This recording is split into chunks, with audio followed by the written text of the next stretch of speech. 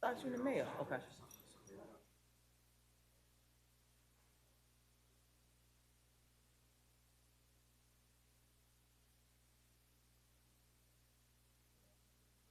Yes, sir.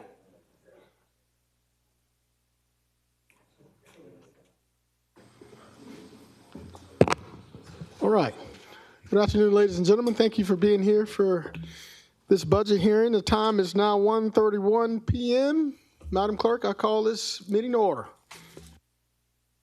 Uh, Madam Administrator, the floor is yours. Yes, sir. Good afternoon, everyone. We are getting ready to start our public hearing session.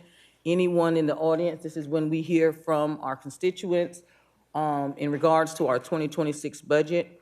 We have a sign-up sheet in the front. We also have a sign-up sheet in the back. If you could, please sign up if you'd like to speak. Each person is limited to 3 minutes. So I'll open the floor up now. Mr. Mayor, governing body, to anyone who would like to speak and sign up to speaking in regards to any concerns they have in regards to the 2026 budget. Thank you, Madam Administrator. I see someone signing up. So if anybody else is interested, the sign-in sheet is right here up front. Thank you guys so much for being here.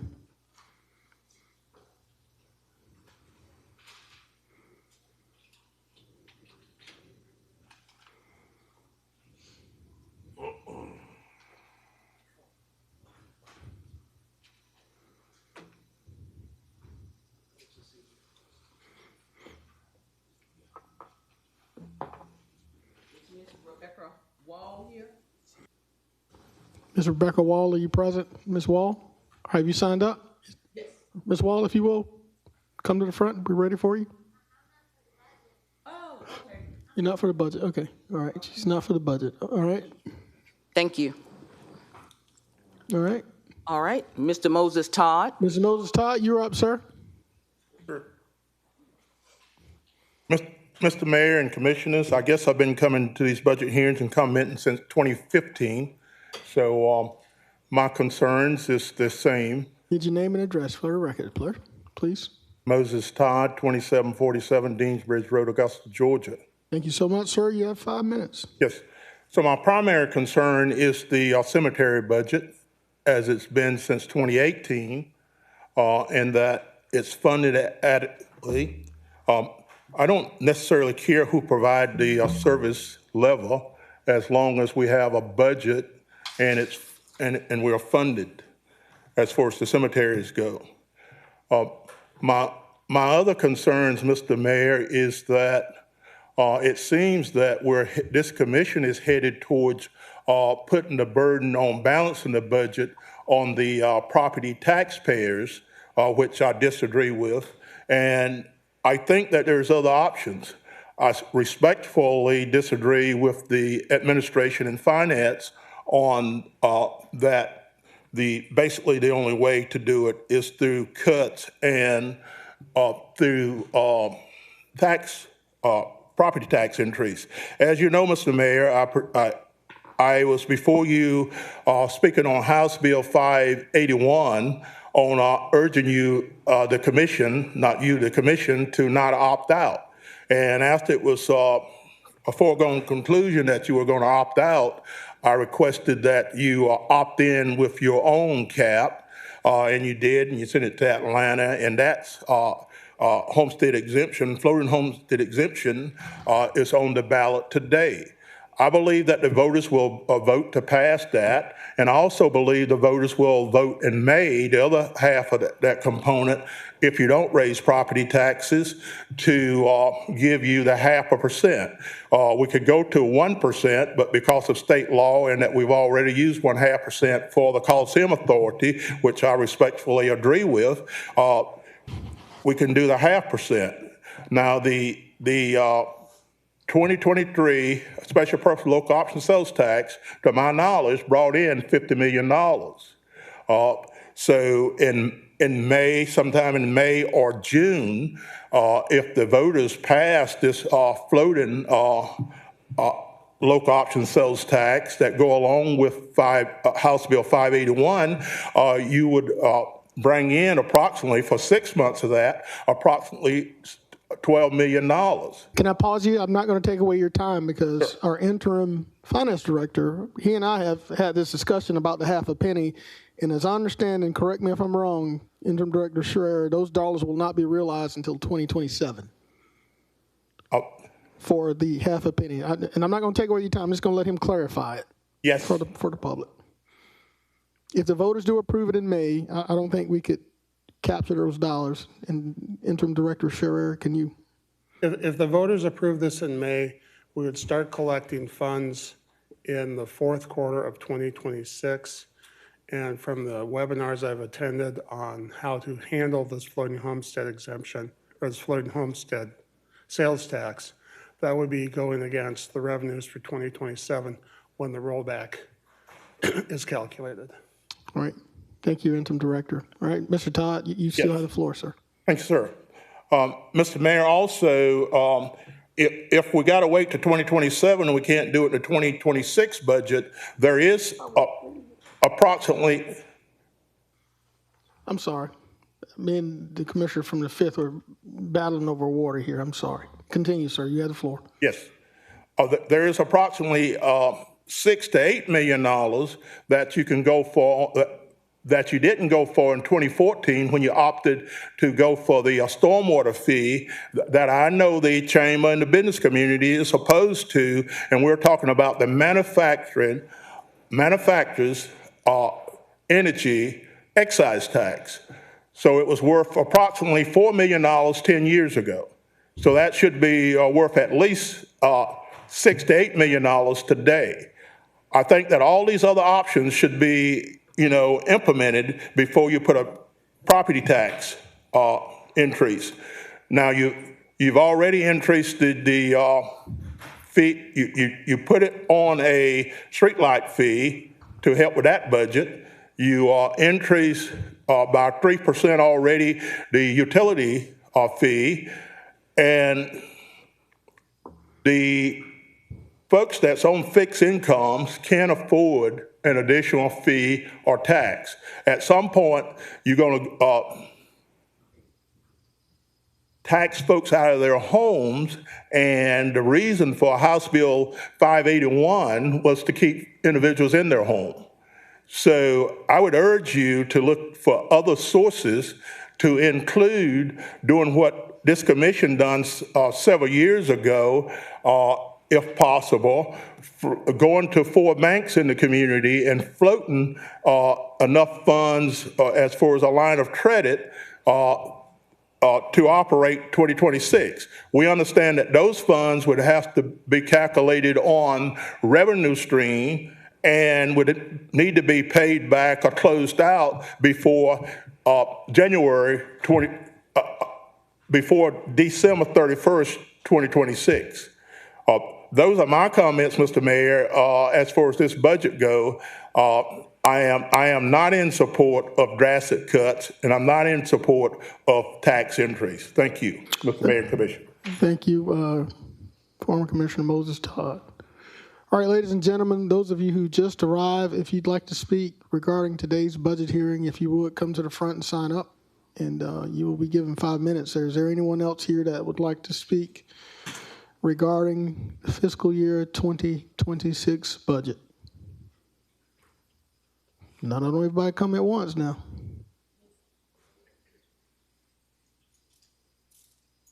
We'll sit here for a bit, see if anybody else comes, Madam Administrator.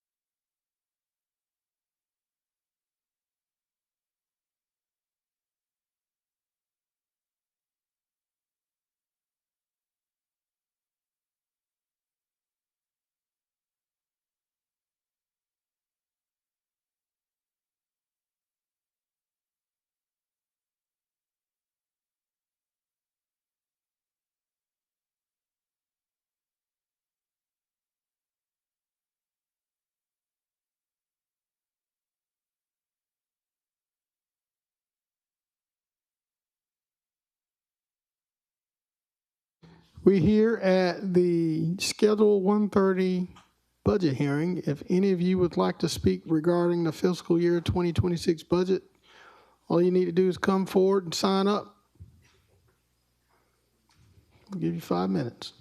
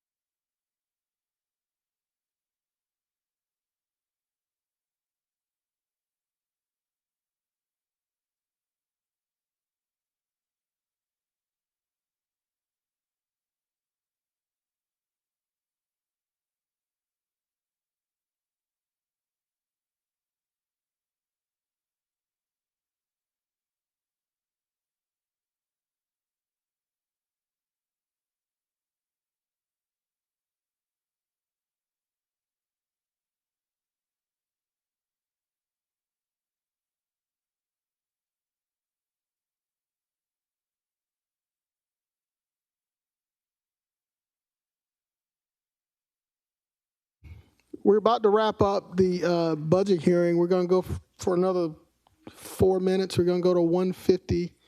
If you're interested in speaking regarding the fiscal year 2026 budget, you can come sign up. There's a sign-up sheet right here at the front. But otherwise, if there's no one else to sign up, we're going to go about another 3 or 4 minutes, and we're going to adjourn this session to prepare for the 2:00 commission meeting so we can start on time.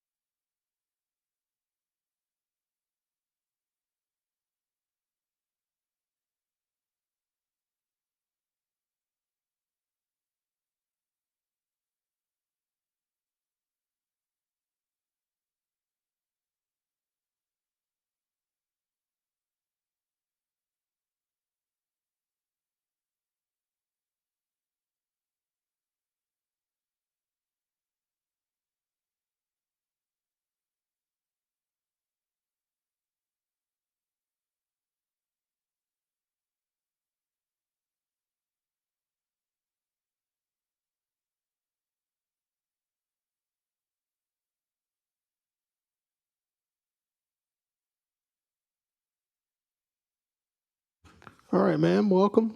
Ladies and gentlemen, we're still in session for our fiscal year 2026 budget hearings. Ma'am, if you will state your name and address for the record. Take your time. I thought it was 2 o'clock already, so I was running to get here. All right, you're here right on time. Come on with it. So, Your name thank you. My name is Lakeland Barnes. and your address. 3200 Leeds Court, Augusta, Georgia, 30906. Thank you, ma'am. You have 5 minutes. Thank you, Commission. Thank you, Mayor. Thank you, City Administrator, for this opportunity to speak. But I have some concerns about the budget. We're sitting at a $21 million deficit, 10 of that from the Sheriff's Office. Hold on. I got asthma. You need a water? You need a bottle of water? Okay.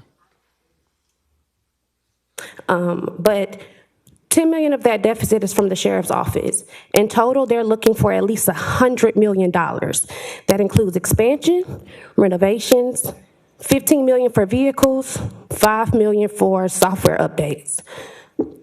But we're divesting from the important parts of community, parks, recreation, things like that. But we're giving the Sheriff's Office more money, especially during a time where our most vulnerable populations are receiving less from the government.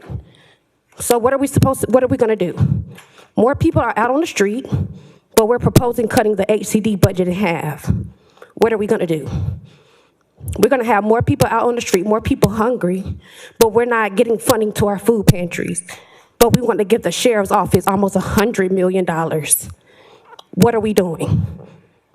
We have children, our public education system getting defunded, but we're giving the Sheriff's Office $100 million when people are already lacking. So what is our solution? Take away from community, but expect to build it up? Because we wouldn't be in this deficit if we took that money and reinvested it back into our programs, back into our parks, back into our neighborhoods. But instead, we're giving it to the Sheriff's Office to do what? Imprison more people? You're expanding the jail to do what? It's not gonna be empty. We're gonna put people in it. So how are we gonna do it? What are we gonna criminalize next for people to go into jail so that we can make this $100 million back that we're giving the Sheriff's Office? So Commission, we have a decision to make. Are we gonna fund the Sheriff's Office, fund programs to put more people in prisons so that we can make more money off the prison industrial complex? Or are we gonna invest into our systems, invest into our neighborhoods, invest into our parks, invest into our youth, invest into our NGOs and not cutting their funding? Because that's what we need. Resources, people to fill the gaps when the government cannot. Because we can't do everything. We don't expect the Commission to do everything. So fund the NGOs who can fill the gaps where you all lack, and that is okay. So take the money from the Sheriff's Office, put it back into the budget where it matters.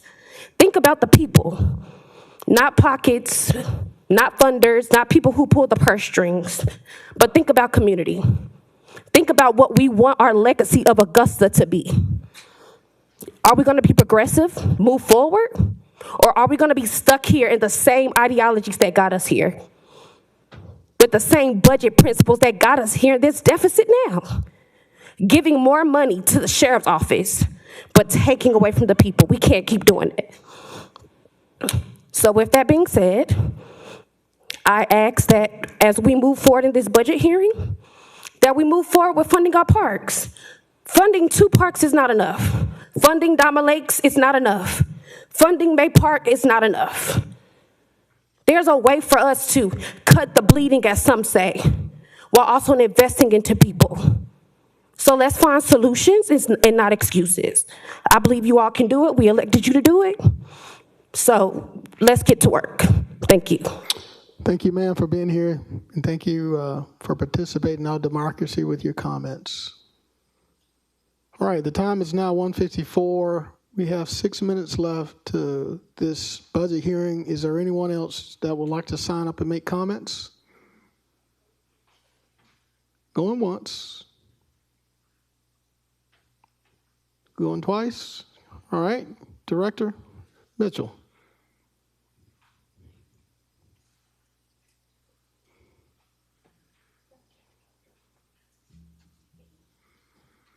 Director Mitchell, for the record, sir, you have to state who you are, who you represent.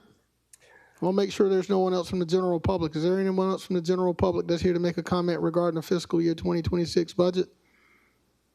Director Mitchell, you have the floor, sir, in 5 minutes. Thank you, Mayor. I am Emmanuel Sinclair Mitchell. I'm the director of the Augusta Richmond County Public Library and one of the NGOs that was so eloquently talked about before me. When I got up here, when I arrived, I wasn't going to say anything, but it comes a time where you actually have to speak up. With business and industry and Augusta trying to move forward and not supporting the libraries in this day and age is an outright crime. You have one of the lowest reading rates for third grade initiatives, not in the state, but in the country. It has been proven time and time again that libraries support reading initiatives. Libraries have partnerships with the public school systems. And we've done a lot of things. But in my time here in this 3 years, we have been cut 12%. That's a little over $300,000. So I can't make decisions for the commission, but as a librarian and an information specialist, it is my duty to tell you the effects of your cuts. If your cuts move forward, the Diamond Lakes Library will close. There will be reduced hours. All part-time staff will no longer work for the Augusta Richmond County Public Library System. And we will be cutting fundings. So much our endeared bookmobile will eventually go away because of funding. That hits all of the library deserts in Augusta Richmond County, including Blythe. So I want you to think about this. I presented a few weeks ago, 1906, the commission and the mayor voted not to have a library built by Carnegie. It was only $5,000 to operate it. They did not want to fund the operating costs. That library closed. As of today, Carnegie has sent all Carnegie libraries a check for $10,000. Here we are, again, at that point where we're going to close library doors because the commission and the mayor don't see fit to support it. Remember, your actions will be your legacy. Thank you. Thank you, Director Mitchell. Ladies and gentlemen, time is now 1:57. I think we've reached the conclusion of our public hearing. Madam Clerk, this session is hereby adjourned. And ladies and gentlemen, if you would give us a few minutes, let me see if I can convene my colleagues on the Augusta Richmond County Commission so we can get prepared to start our regularly scheduled 2 o'clock commission meeting. Thank you so much.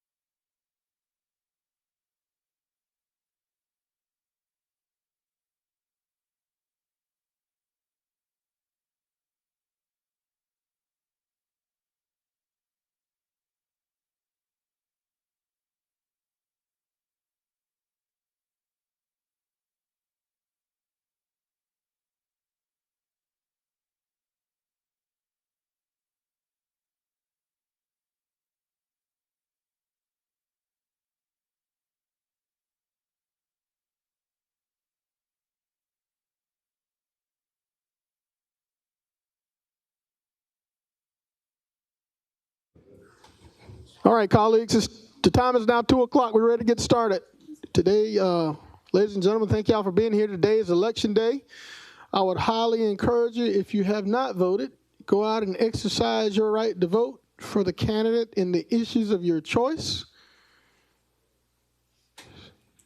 So let's see, we got 1, 2, 3, 4, 5, 6. We need the attorney. Attorney Plunkett, where are you? Here he comes. All right. Madam Clerk, I'll call today's commission session to order. The time is now 2:01 p.m. The floor is yours, Madam Clerk. Thank you, Mr. Mayor. At this time, we would like to offer invocation by the Reverend Tony Christie, pastor of the Hillcrest Baptist Church, after which we will have our Pledge of Allegiance. Would you please stand?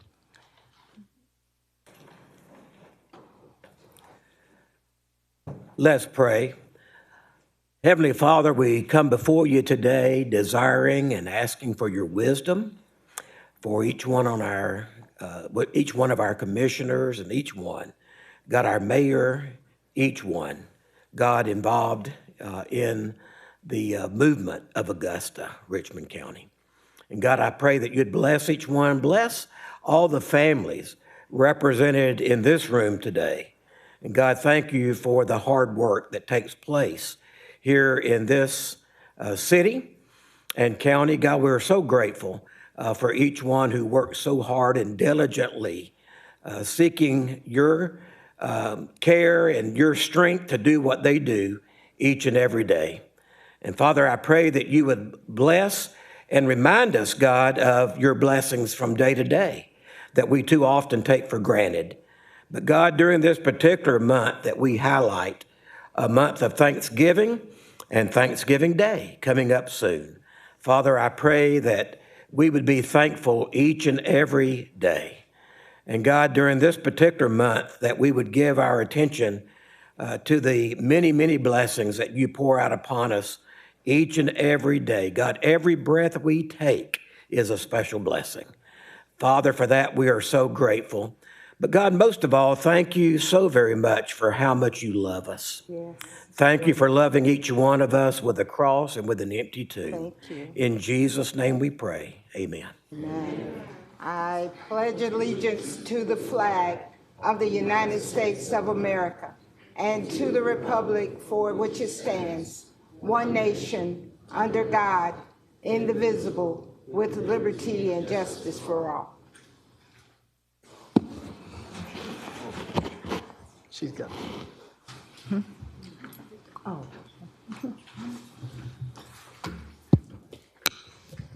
Reverend Christie, thank you. In this time of Thanksgiving, the Bible teaches us, oh, give thanks unto the Lord, and thank you. And thank you for praying for us, because he also encourages us to pray for those that are in authority. And God bless you. By these presents be it known that Dr. Reverend Tony Christie, pastor of the Hillcrest Baptist Church, is our chaplain of the day. May your spiritual guidance and steadfast leadership continue to uplift and bless the citizens of Augusta. Thank you. Given under my hand this 4th day of November, 2025, Garnett L. Johnson, Mayor. Thank you. Thank you. My honor.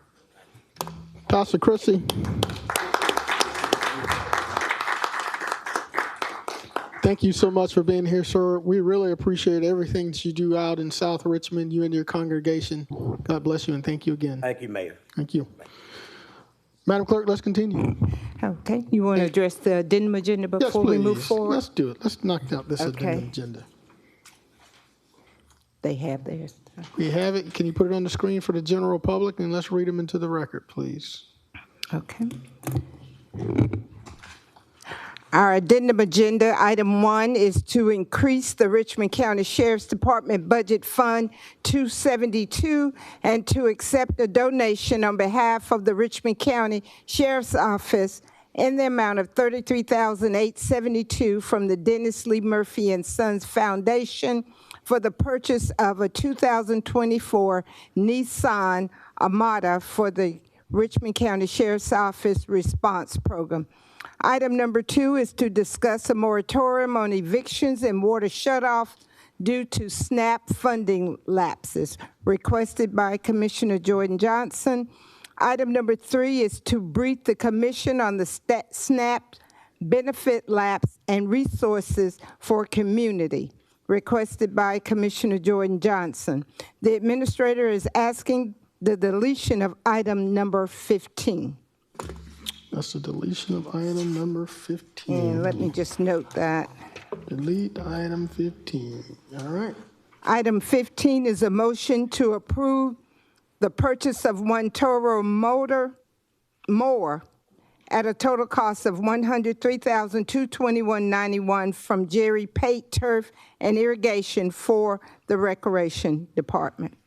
Thank you so much, Madam Clerk. Colleagues, is it okay with your permission and no objection to adding these 3 addendum items to today's agenda as well as deleting item number 15? Is there any objection to that? Madam Clerk, hearing or seeing no objection, these addendum items along with the deletion of item number 15 have been approved by this body to be added to today's agenda. Okay, without objection. All right. Yes, sir. Let's move on with the delegation portion of our meeting, please. Our delegation A, Ms. LaShondra Robinson, regarding stormwater drain bank maintenance proposal to be approved or denied. Thank you so much. Ms. Robinson, are you present today? Would you please come forward, please? And if you will, for the record, I just need you to state your name and address, all right? Good afternoon. My name is LaShondra Robinson, 454 Furlough Drive in Augusta, Georgia. Thank you, ma'am. You have 5 minutes. Thank you. Good afternoon, Mayor and Commissioners. My name is LaShondra Robinson. I am the founder of Black Farm Street Incorporated and a steward of many urban farms around the CSRA. Today I'm here about the concrete farm located at 1650 Olive Road in Augusta, Georgia. We operate in neighborhoods designated as food deserts across the CSRA.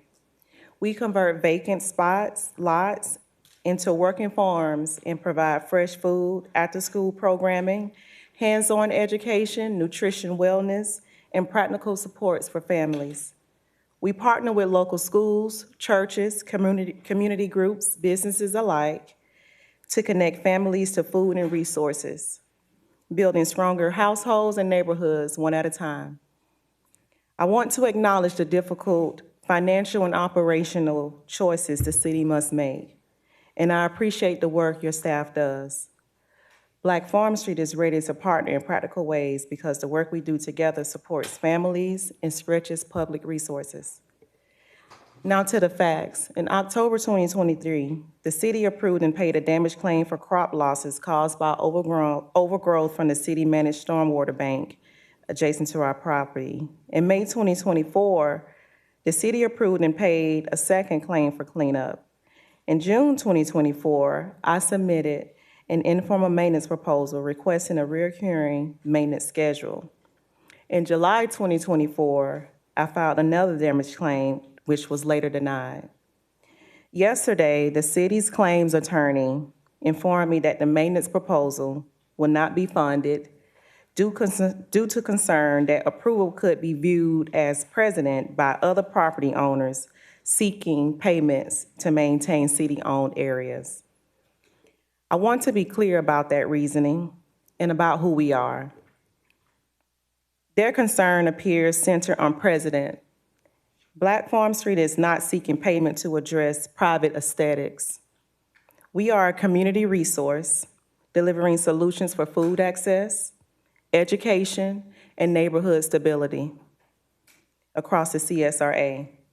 Last month alone, we distributed 320 pounds of produce to 30 households. This is real support for families, not an aesthetic complaint. And it matters even more now because of SNAP and other areas are at strain. The persistent overgrowth damages rows of crops and halts our production. It interrupts food distributions and programs families rely on, and it harms the appearance and safety of the farm and the surrounding neighborhood, an area already in need of care and attention. Black Farm Street is seeking partnership and accountable action.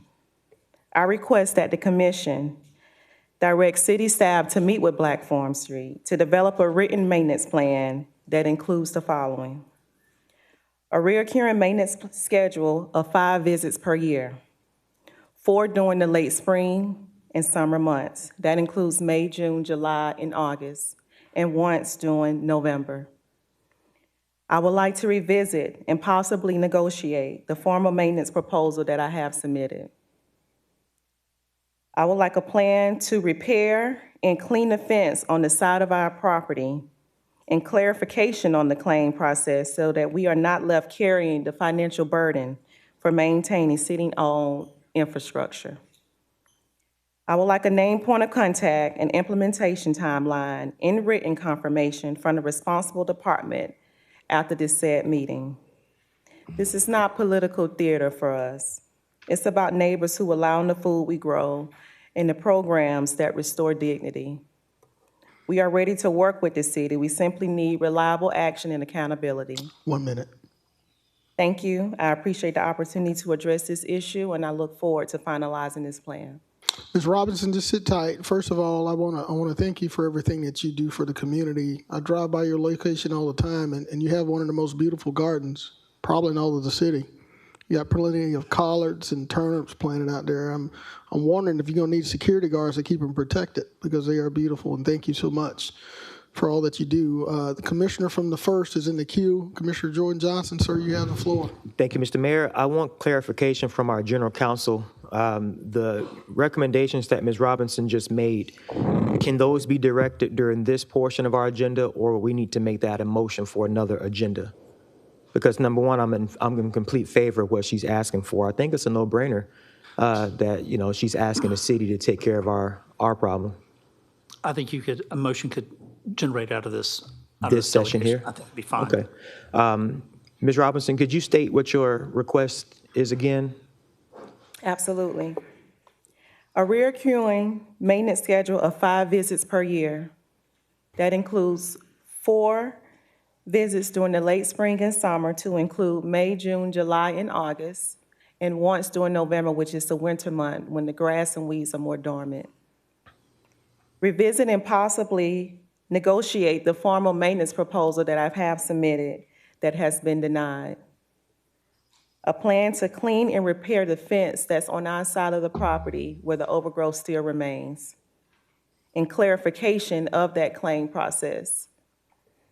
And lastly, a named point of contact and implementation timeline and written confirmation from the responsible party or department that will be conducting these requests. Okay. And have you met with anyone from our staff yet to go over any of this? Yes, I have. That meeting has happened? Yes. Okay. All right. Well, I'm gonna make a motion to direct staff to meet with Ms. Robinson again to review the details of her proposal, and then bring the commission an update within the next 30 days. Okay, that's been put in the form of a motion. Is there a second? There's a second by Commissioner Francine Scott. Commissioner Scott, I see you in the queue. Would you like to add anything additional before we have this vote? Thank you, Mayor Johnson. I would like to just acknowledge Ms. Robinson. She's been steadfast in feeding our community, and I applaud you for what you do with the least that you have to give, but you give it from the bottom of your heart. So thank you so much for feeding Augusta, and not just one part of Augusta, but all of Augusta. Thank you so much. Thank you, Commissioner Scott. Madam Clerk, we have a motion and a proper second to meet the needs and the requests that's been put forth by Ms. Robinson. Well, to meet with staff. To meet with staff, I'm sorry, to meet with staff. And then report back to this body. In 30 days. In 30 days, all right? Seeing no colleagues in the queue, we're prepared to vote. Mr. Mayor, while we're voting, can I also add one thing? Yes, sir. I want to also just make sure the administrator lets me know when that meeting happens. This area is District 1, and so I believe myself and Commissioner Scott needs to be in those meetings when they happen. You got it. Madam you. Administrator, you got that? All right. Madam Clerk, we're voting.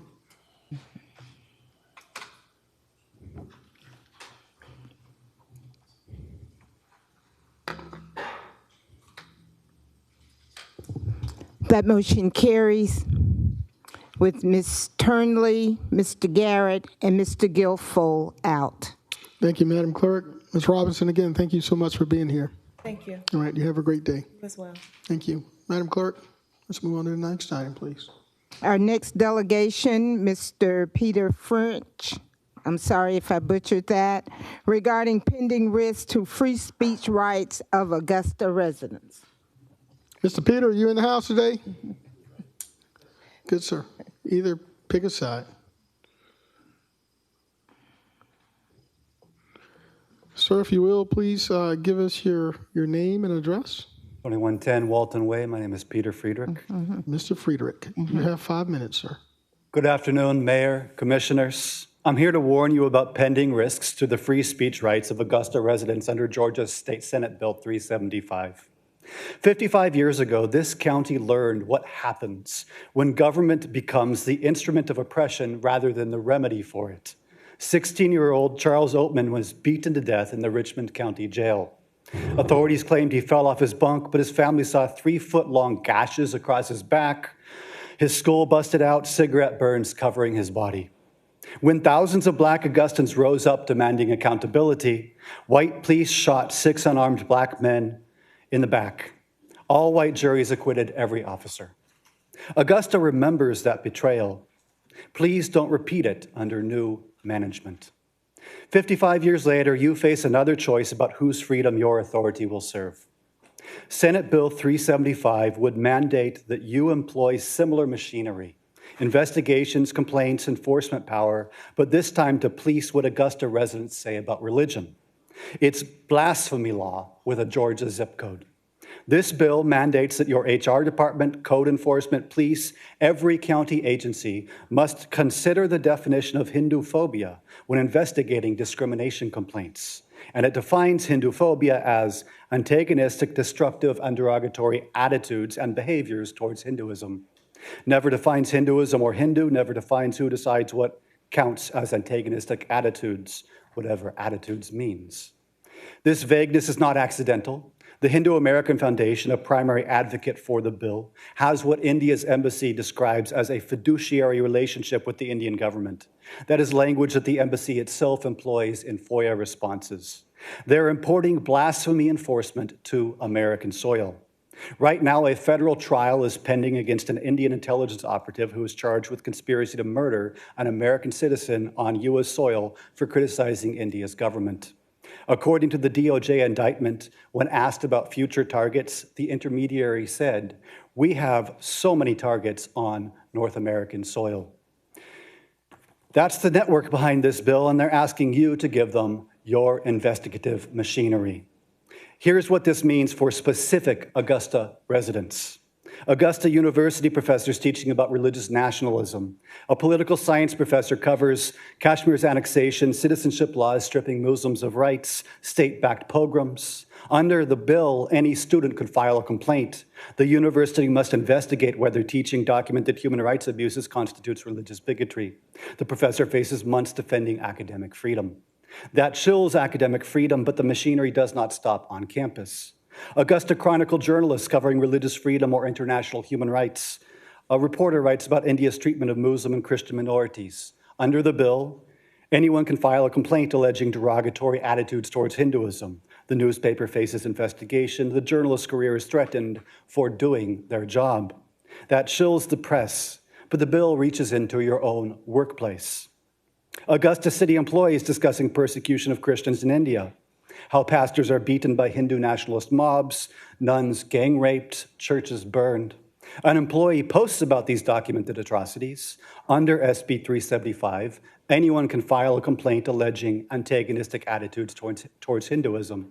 Your HR department must investigate whether discussing violence against Christians constitutes religious bigotry. The investigation itself becomes punishment, months defending your right to discuss religious persecution. Augusta knows what authority laundering looks like. when legal mechanisms designed to protect people get flipped upside down to shield power. That's what blasphemy law does. In 1970, Augusta's government failed Charles Oatman. His family complained about torture. Officials did nothing until 6 men lay dead. 1 minute. In 1970, Augusta's officials used violence to silence critics.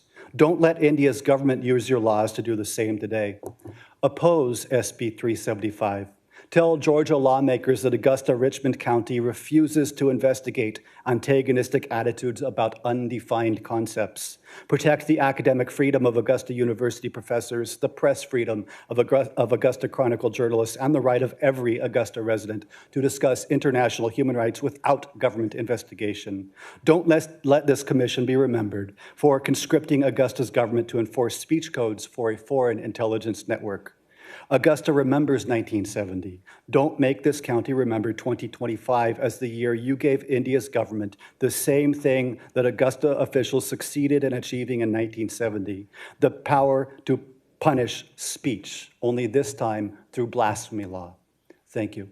I have, for every member of the commission, an information packet on this issue. If you will, bring that to the clerk. The clerk will come get copies for this body, sir. We certainly appreciate you being here today.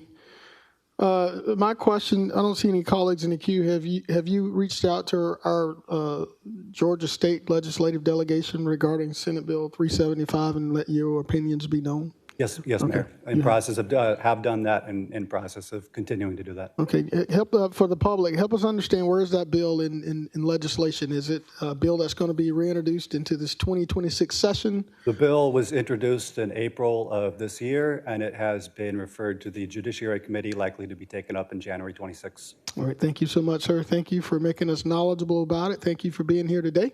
Thank you, Mayor. Have a great day. Madam Clerk, that takes us to the next delegation item, please.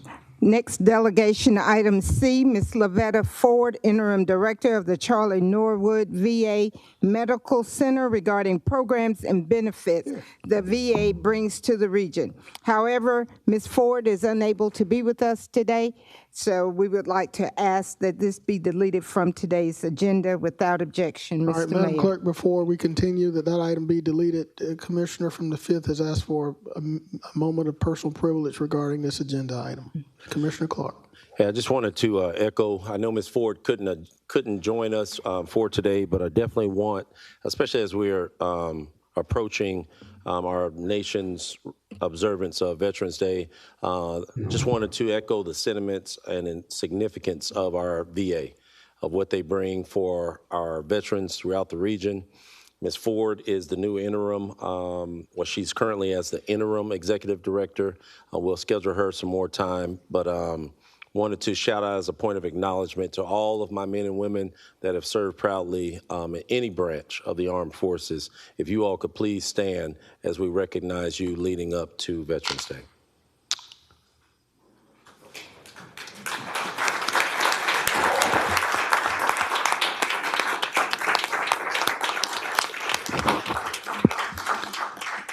Thank you guys so much for being here, and thank you for your service. Thank you, for Commissioner Clark, for making that acknowledgement. Madam Clerk, I think that takes us to delegation item D. Yes, sir. Item delegation D, Mr. Moses Todd, suggestions for balancing the fiscal year 26 general fund budget. Thank you, Madam Clerk. Mr. Mayor, my name is Moses Todd, 2747 Deansbridge Road, Augusta, Georgia. I guess it's rare that a speaker, as far as delegation go, get two bites at the apple in the sense that I spoke at the public hearing on the budget. So I won't cover all those aspects that I covered there, but I would remind you that it is important to, follow what's going on out in the community as far as property tax go and the burden that increasing property tax have on your taxpayers and homeowners, homesteaders. I would urge you that if you, in the future, increase taxes, that you sunset it.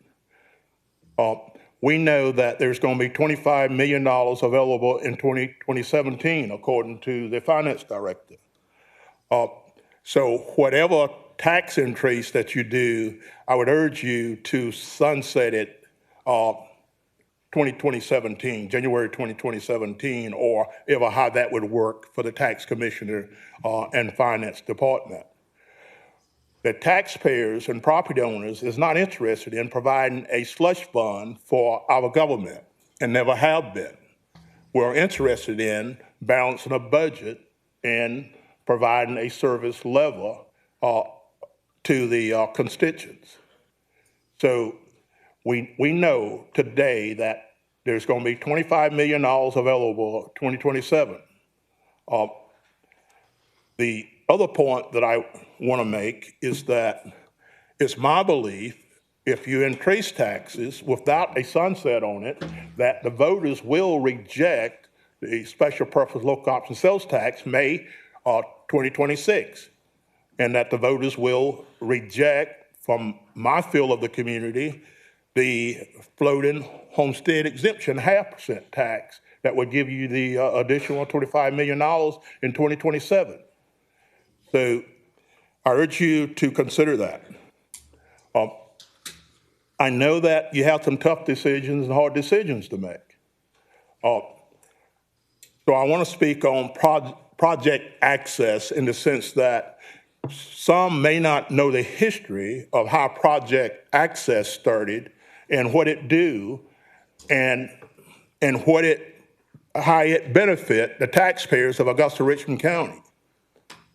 In the mid-1990s, this government was spending approximately $8 million a year on indigent care. And we were looking for a better solution. So the commission in the 90s cut indigent care by $4 million, and that was pretty much the discussion started on project access, on how we could opt out of indigent care and project access, find ways to get individuals that was getting indigent care other mechanisms to receive their hospital and doctor treatments that they gravely needed. So I think we spend less than $300,000 a year for project access. Project access saves us approximately, if we're using the mid-90 numbers, approximately $4 million to what we cut the budget for. So I don't normally come up and advocate for other entities, but for this NGO, I'm going to say, look at the value that you receive for the money that you spend and decide whether you want to go back to mid-1990s or whether you want to continue like we are now with project access, just getting reimbursed for their costs, basically. So that's my comments on that. And again, I'm going to reemphasize, I urge you that if you increase taxes in 2026, that you sunset it, put a sunset on it for 2027, because this taxpaying public and homesteaders is not interested in providing you a slush fund, that the funds will be available in 2027 according to our historical record on what 1 penny brings in. For 2023, $50 million. So a half a penny will bring you in approximately $25 million. You also have the option of the manufacturer excise tax that would bring you in approximately $6 to $8 million if you implement it. It only takes 6 votes to do that. And thank you, Mr. Mayor and Commissioner. Former Commissioner Todd, thank you so much, sir, for being here. All right, Madam Clerk, I think that now takes us to the consent portion of our agenda. Yes, sir. Our consent agenda consists of items 1 through 11. Items 1 through 11. Any public notices we need to read in for the record, Madam Clerk? No, sir, not on the consent portion. Not on the consent portion. All right, colleagues, let's get to it. Chair recognizes Commissioner from the 2nd, Commissioner Stacy Pulley. Thank you, Mayor Johnson. I'd like to move item 23. I've been told we're not ready to discuss that yet. Item number 23, let's take a look here. What would be your recommendation on where to move it, Madam, from the 2nd? Would you like to move it to the next commission meeting or next? I looked at the committee? administrator, Mayor Johnson, because I believe, when do we finalize our budget discussion? Administrator, may I ask Administrator Allen a question, please, Mayor Yes, Johnson? ma'am, you may. Thank you. That would depend upon where I move it to. The goal is November 18th. November 18th. All right. Commissioner from the 2nd, you good with that? Yes. Okay. Thank you. All right. 23, November 18th. All right, Chair recognizes Commissioner from the 9th, Commissioner Francine Scott. Thank you, Mayor Johnson. I would like to pull number 12 and. Number 12 is not on consent. It's not, we're doing the okay. consent agenda, ma'am. Number 12 is not on consent, all right?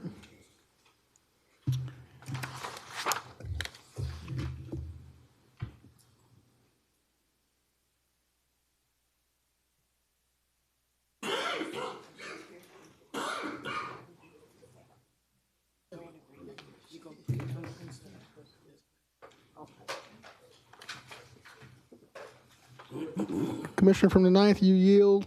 All right, I see you're no longer in the queue. Commissioner from the 1st, George Johnson, you have the floor, sir. Thank you, Mr. Mayor. I'd like to pull item 2 from consent. All right, that's been a request to pull item number 2, Madam Clerk. I would like to consent item number 21. Item number 21. 21 has been added for consent, all right?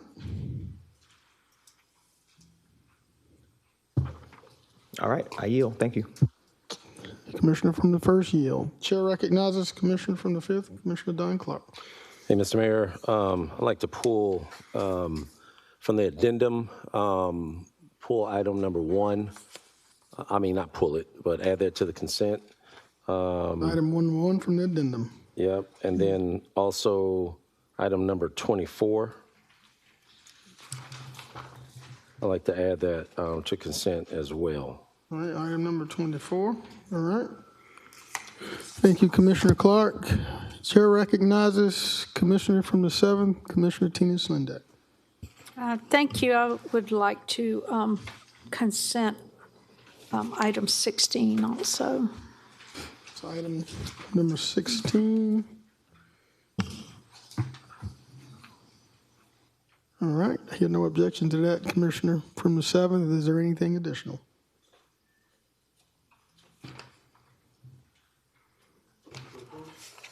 All right, I heard from the Commissioner from the 1st for a motion to approve. Is there a second? Second. Second. I heard from the Commissioner from the 5th beside me, Madam Clerk. Motion's been made by Commissioner from the 1st, seconded by Commissioner Don Clark. Colleagues, we're going to put it up here on the screen here in just a second. So you see everything?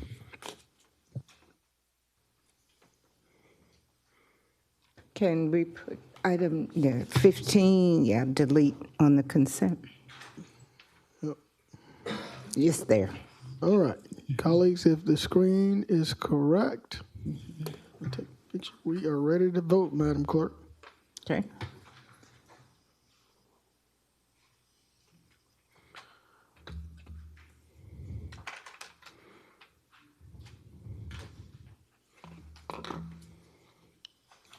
That motion carries with Mr. Garrett and Mr. Guilfoyle out. Thank you, Madam Clerk. We have 2 very important addendum items that's on today's agenda. Ms. Amy Brightman, are you here? Ms. Amy Brightman with the Golden Harvest Food Bank, she is here.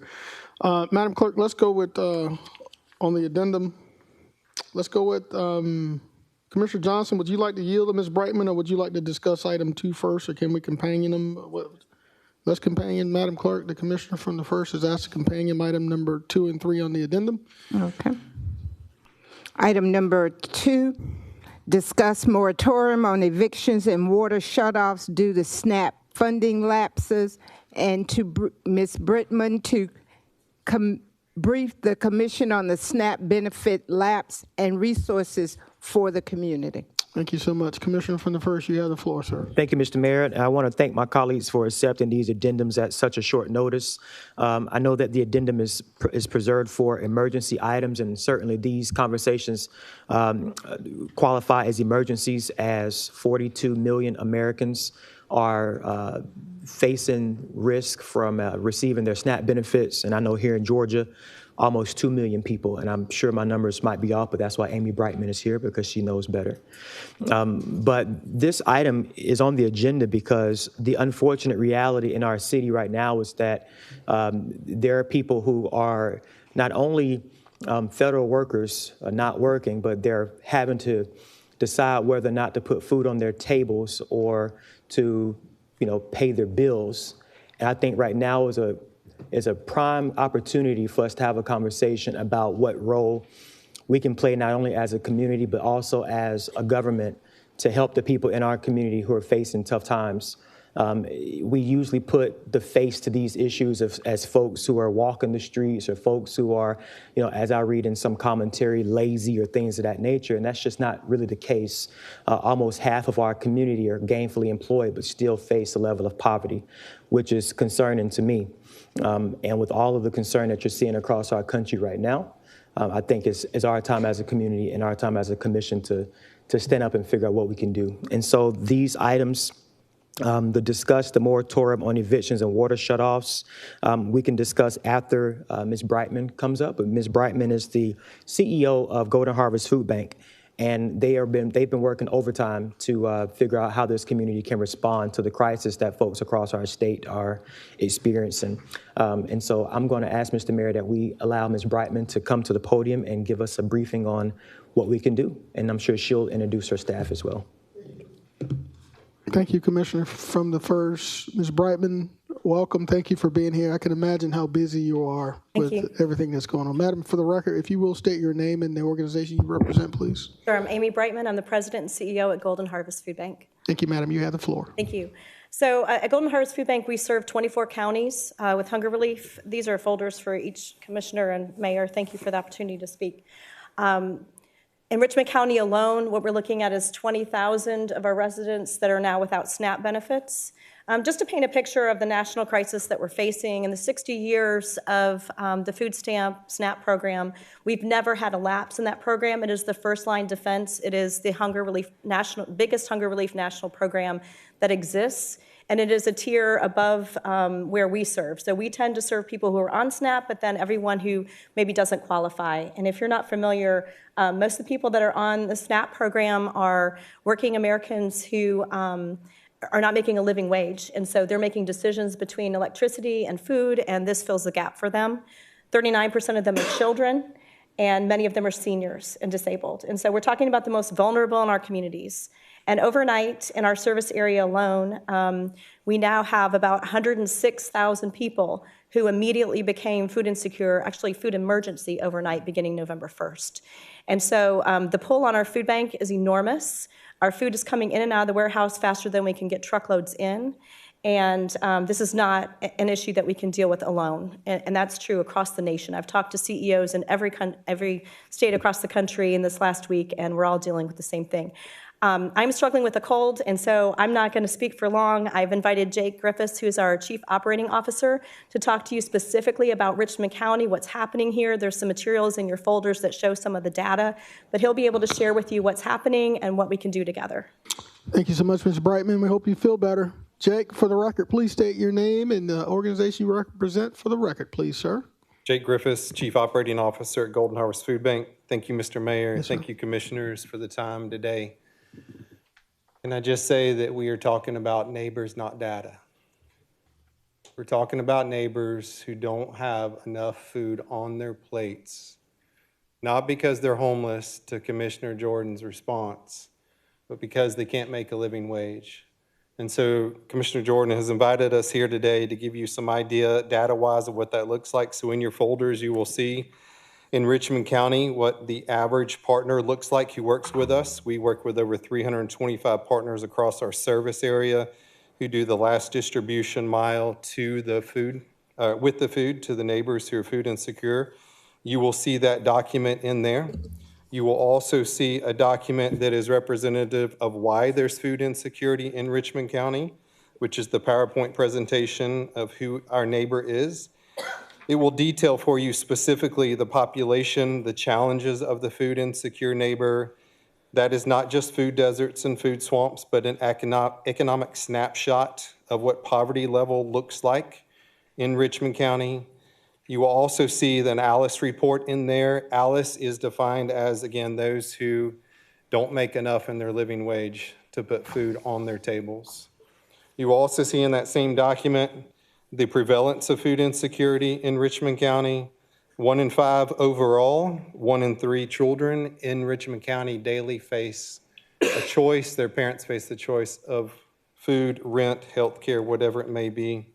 You'll also see in there that when we aggregate our data, we aggregate it by CCD, which is a census aggregator where we can pinpoint exactly where we believe food insecurity is more prevalent within Richmond County. Here's what's happened in the last week. We at Golden Harvest Food Bank have answered roughly 600% more calls than on a daily basis. 52% of those calls are because of SNAP-related questions. 2% are related to military and or federal workforce related questions. All of them relate to where can I find food? Why is this so prevalent right now? We have potential people in our county and across our service area who have never had to walk into the charitable food system. Imagine being that person who now doesn't have a paycheck and has to choose, what do I do, where do I go? And they're called in Golden Harvest Food Bank to figure that out. We have our SNAP recipients. This isn't thousands of dollars. A senior SNAP recipient, one person is $23 for a month. Eggs, milk, cheese, tax, they're done. This fills the gap for them to put food on their tables, but don't make the mistake, Mr. Mayor and Commissioners, this isn't putting an abundance of food on their tables. This is something as a county, as a community, that Golden Harvest Food Bank cannot answer ourselves. Commissioner Jordan asked us to come here today to a call to action to express to you guys what's possible. So commissioners and Mr. Mayor, here's my ask. Know the partners in your districts that are already serving your constituents. Go and be with them in their distribution lines. Pick up a box, hand it to someone, and then ask that someone, what is this like for you? They don't want to be in that line, I promise you. We have a partner in a local county that has a 3-mile-long line. It starts the night before. There's no difference here in Richmond County. We are bringing in an additional 7 to 8 truckloads of food this month than we normally would have to try to be part of the solution, but we are not the solution. We are only a puzzle piece in this endeavor. So commissioners and Mr. Mayor, I encourage you, in that same pamphlet, you will see a referral list of partners that we vet. We go through compliance procedures with them. Food safety is paramount in our compliance procedures. These are 501c3 organizations. These are civic organizations. These are schools. These are senior centers. These run the gamut of organizations within your county. Please call them and say, hey, I want to come serve in your distribution line. Why is that important? Because the county needs to see from citizens that we're behind them, that we're standing with them.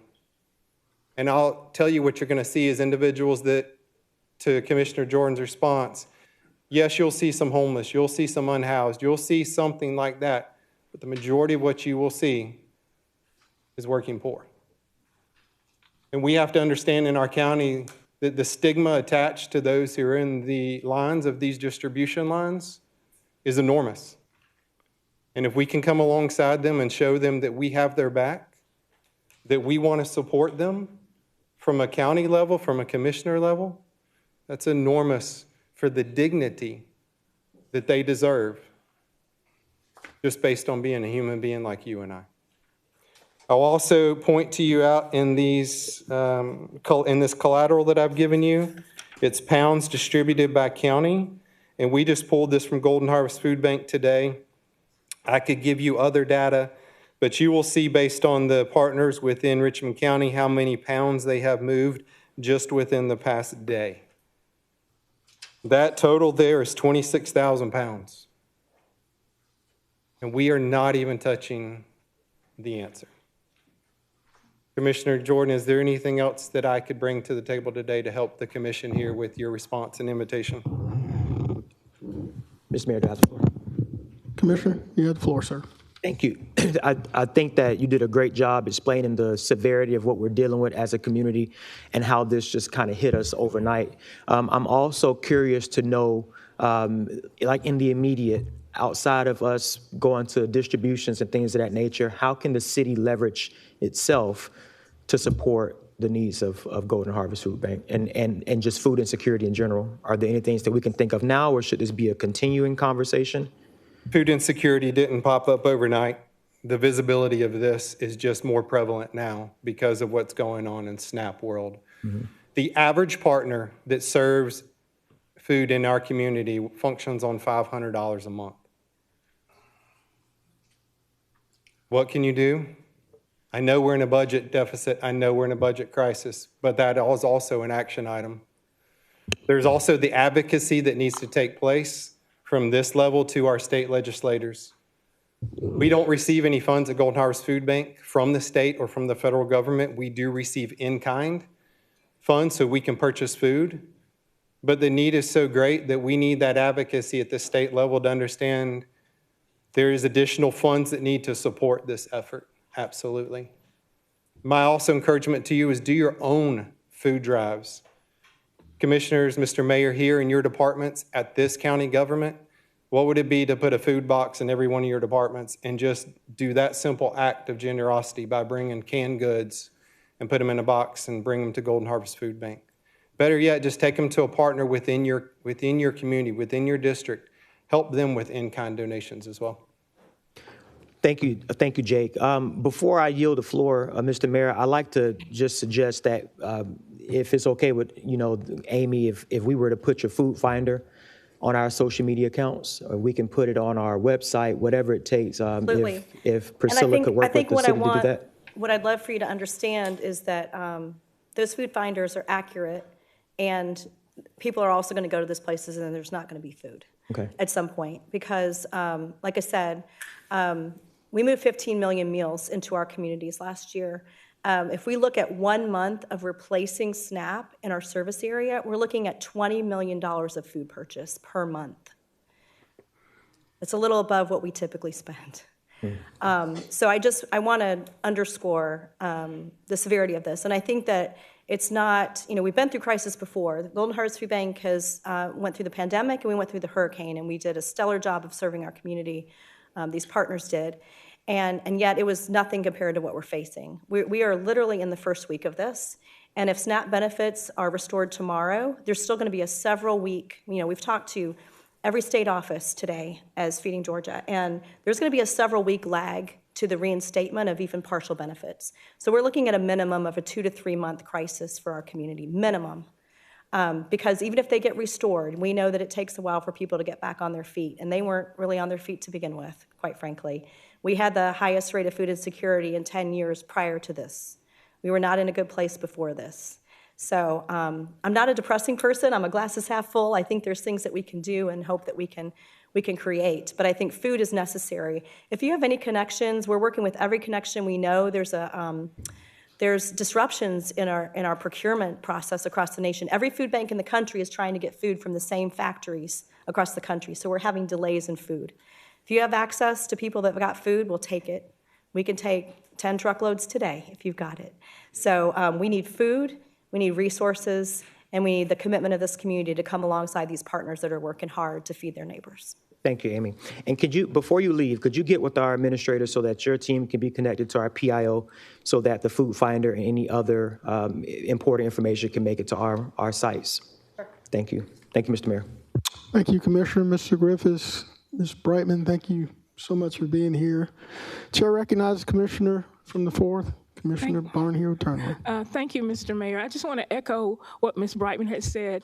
I am the co-director of the Good Shepherd Baptist Church Food Pantry, and everything she says, multiply that times 10. We do distribution twice a month, the third Tuesday and Saturday of every month. I knew the numbers were getting bad. They've been getting bad for over a year. We're seeing almost 30 new clients every month. As of this month, as of October, we've helped over 1,200 families. That's families, which really equals probably about almost 4,000 people. I think one thing that your graph did not, at least maybe it needs to amplify a little bit more, are the number of seniors that are more than food insecure. They're trying to decide between food and medicine and light bill and rent. Any help that you can give would definitely be appreciated. I know you guys just finished up your Spooky to Be Hungry campaign on Friday. I don't know if you've done those numbers yet. And I know it's not too late to contribute to that fund. So if anybody, if you have every dime, nickel, penny means food for people. But I just want to thank you guys for everything you've done. And Good Shepherd, we love being your partners. You guys are great. You really are, and we appreciate it. Thank you. Thank you, Commissioner Turnley. Commissioner Johnson, there was a second portion of this, the moratorium. Do you want to? Yes, sir. I'd like to ask that our marshal come to the podium. I called our marshal and asked about having this conversation. Again, we are talking about seniors and other folks having to decide whether to pay their bills or put food on the table. And unfortunately, that is such a sad reality today, that small $500 a month or that small, $700 income is now gone out of the window just because folks have the need to eat, which is, just ridiculous to even have to say. So, Marshall Lampkin, when it comes to moratoriums on evictions in Richmond County, what tools do we have at our disposal to get to that point if the commission decided to address it? Well, I think it's a little bit more than just the commission doing it. You have to work with the court system. It's not nothing that the commission can just do. You have to work with the judicial system to find out and let them do it. And I would urge you to, on both sides of it, because we have homeowners and people in business that landlords and stuff, we just do a whole moratorium. And we're gonna have people take advantage of that and not pay their rent and not get evicted. So it's not just gonna affect the people that's with SNAP, but the people who's business owners and taking risks and doing the things they're supposed to do now, they're gonna be affected by this decision. So I would just urge you just to be mindful of that on both sides of the spectrum. And of course, we'll do whatever this body, the order, we will execute it, but just be mindful of that. So when you say that there's going to be business owners, are you meaning like moratoriums on like commercial type of things, like people not paying their No, rent I'm on saying their if you businesses? do a moratorium on evictions, then the landlords who have all these properties and people just stop paying, now they're going to do evictions. Now they're not getting paid. They still have to pay the mortgages on those properties. Well, I mean, now they're going to be stuck. We know that reality exists. That's not missed on us. We understand that. What I'm asking is about just our ability to make that happen if we want to do that. Well, that's something that's going to have to be worked out with the court system. Okay. Yes. Because when we did the moratorium last time, it was the governor that did it, and then the judge that did it, and that's what executed that moratorium. I don't know if this body has the authority to do it without the court. Marshall, that's a great question. I'm going to engage our Attorney Plunkett. Can you provide some guidance if this governing body has the authority to enact such a moratorium? Mr. Mayor, to be quite honest with you, just seeing this today, I don't know that answer. It's something that we could find out fairly quickly. But I believe the prior things was, as the marshal said, was a state mandated moratorium, but we can find out what we can do from a local level. Okay. What about concerning Commissioner Johnson's second portion, which is about the water shutoffs? And I know that should be within our jurisdiction. I would think that would be the case. I can confirm that much quicker, but I think you would have that ability to take care of it. I think the bigger question is that are you expecting these people to get caught up on their water bills, or are you planning to forego collections? And if you are going to not forego? Or are you going to try to come up with some mechanism to have them get caught back up?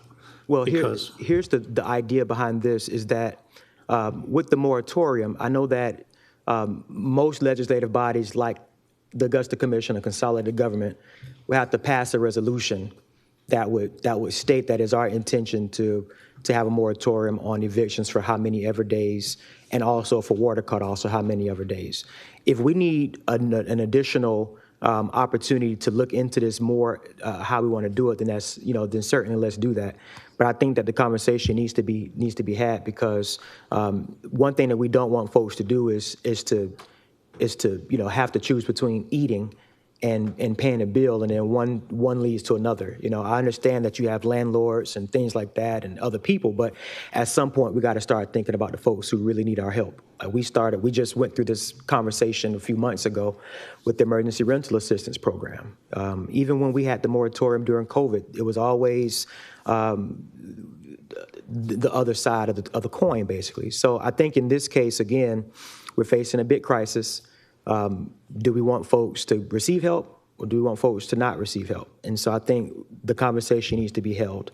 So we need to push this to our special call next week. We can certainly do that, but I think that the conversation should continue for sure, to see what kind of relief we can give to folks in our county. Thank you, Commissioner Johnson. I think I'd like to take that a step further, because my office has been inundated with requests, and I know Attorney Plunkett, I'm going to come back to you again. The Augusta Housing Authority, does that fall within the realm of the Augusta Commission? A lot of those residents are affected by these SNAP shortages, and we've been inundated with requests for some help. Does Augusta Housing Authority, do we have any jurisdiction over that? And I see Deputy Director Mr. Freeman, and we've had a lot of conversations. We could probably get him to come up and answer if we could just somehow pause evictions until some of these folks are able to catch up. I don't know if we can, but at least we can have them as part of that conversation next week. Mr. Freeman, thank you so much for being here, sir. Mr. Mayor. Oh, I'm sorry. I didn't see Mr. Freeman there. Absolutely. I don't know the answer to that right off the top of my head. However, our eviction rules generally come from the federal government and HUD, so I don't know whether or not action by this body would be able to pause what we're required to do. Okay. Now, we can't put people out by ourselves. We work in conjunction with the marshals, so if they stop, that in effect would pause us, but we wouldn't be able to stop the process that we have to go through. Understood. Attorney Plunkett. Mr. Mayor, would it may be better with us not having a meeting next week? I know you mentioned a special call meeting next week, but it's Veterans Day. What we can do is hopefully by this Friday, we can circulate a memo either through the administrator's office or directly.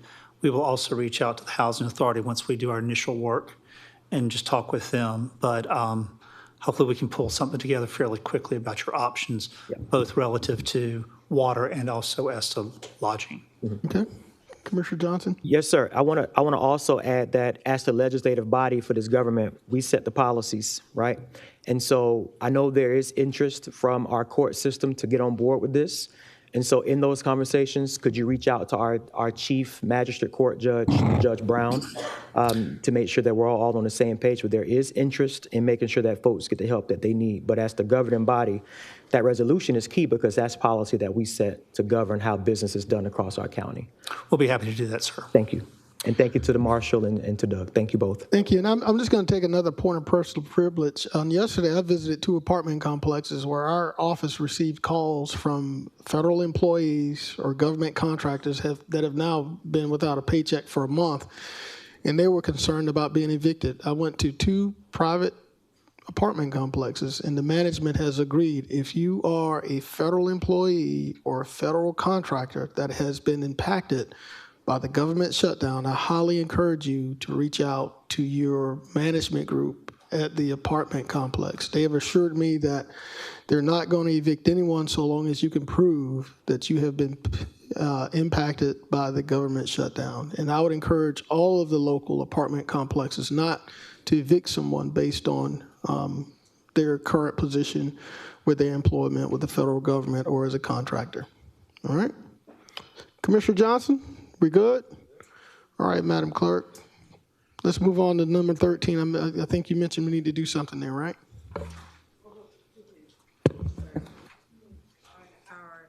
It's on our regular agenda. All right.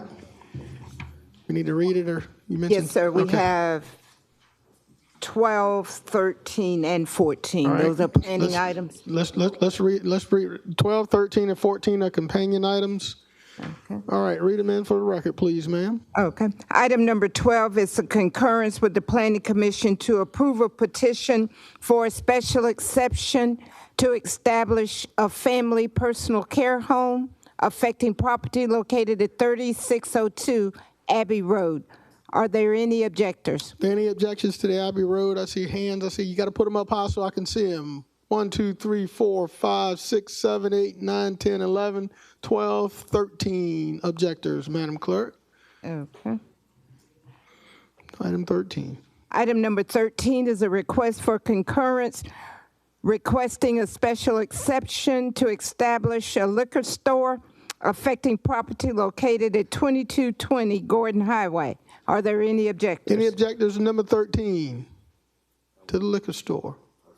Hearing or seeing none, Madam Clerk, no objectors. Next item. Item number 14 is to remove condition number 8 from the recommendations regarding zoning case Z2524.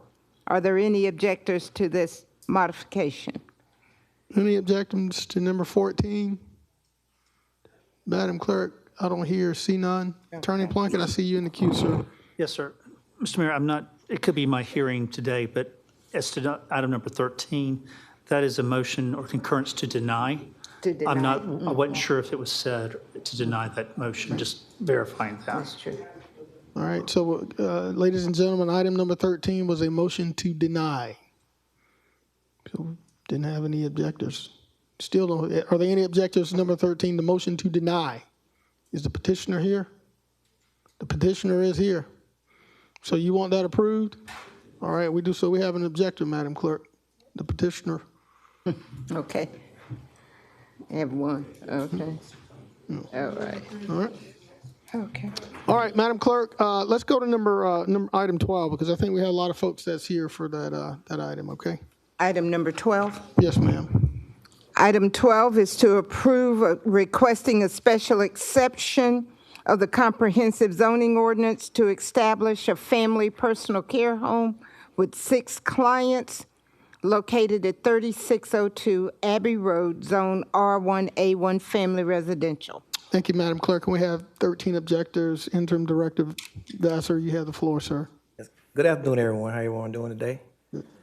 As you stated, this is a request for a special exception for a family personal care home at the address of 3602 Abbey Road in the Barn Chapel Hill subdivision. On Wednesday, September the 3rd, 2025, the Planning Commission voted to postpone this application to allow for the applicant to meet with the Barn Chapel Hill subdivision resident. There was a community meeting held on September 29th amongst the resident and the applicant. During that meeting, it was opposed by 30 individuals to not have the personal care home. So the Planning Commission had us to, like I said, got together to go back and see if we can kind of work this out.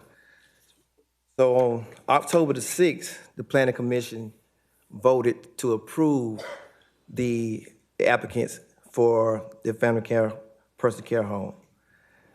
So when we came before you guys 2 weeks ago, it was decided for us to postpone this and then to go to have the applicant and the residents to meet again because we couldn't come to a conclusion. So we did that again last night, and we are here today to see if we can come to a conclusion to fix this. All right, thank you, Interim Director Vassar. Chair recognizes Commissioner from the first. Well, he's out of the queue. You're out. All right, we're going to bring the petitioner up. So I've heard the objectors. I see the objectors' hands. First, we're going to call the petitioners up. Then let's get the petitioner first, and then we're going to give me 1 second. We're going to let them talk, and we're going to have you, okay? We're going to be fair to everybody.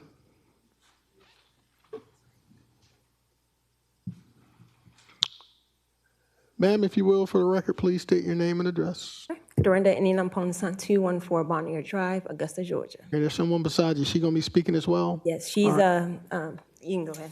My name's Tony Seals. My address is 4206 Old Lincolnton Road, and I'm in Applin, Georgia. I'm the Medicaid provider for the state of Georgia for ALS Family Model Personal Care. Your name is what? Tony Seals. Good Lord have mercy. Wait till I tell my wife. Why? That's my wife's name. Same thing? Yeah. Anyway. How funny. How funny. All right, madam. You have a few minutes to tell this body about the conversations you've had with the community and why your request should be approved. Okay. Dear Mayor Johnson and Commissioners, thank you for your dedicated service to our community. Recently, my family, our planning team, and the state representative met with members of Barton Chapel Hill community to discuss the establishment of the personal care home at our proposed location. Although we did not reach a final conclusion, I believe that our meeting was informative and productive. We truly respect and understand the concerns raised by the community members. However, it is important to note that both state and city ordinances support establishment of personal care homes within residential communities under specific conditions. We have carefully followed all required regulations and guidelines and have not approached this decision lightly. After the location was pre-approved for this purpose, we also engaged the fire department for pre-inspection and followed all recommendations provided. To ensure compliance and safety, we have invested approximately $40,000 in renovation, furnishing, and preparation for the home. This includes, but not limited to, the installation of a hood suppression system, a fire alarm system, upgraded windows, etc. Our total investment in this business is currently about $290,000. If decisions were made based solely on personal opinions rather than established ordinances and regulation, many of our developments, infrastructure, and technologies that benefit us today may not even exist. Our intention is not to cause harm or disruption within the community, but rather to serve and care for the elderly residents of Augusta, which is an effort that aligns directly with the mission and vision of the city of Augusta.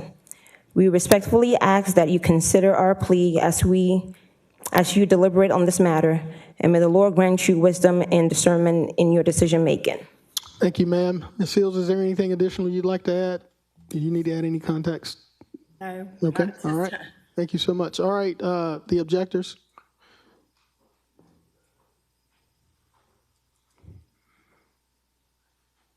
All right, is there a spokesperson?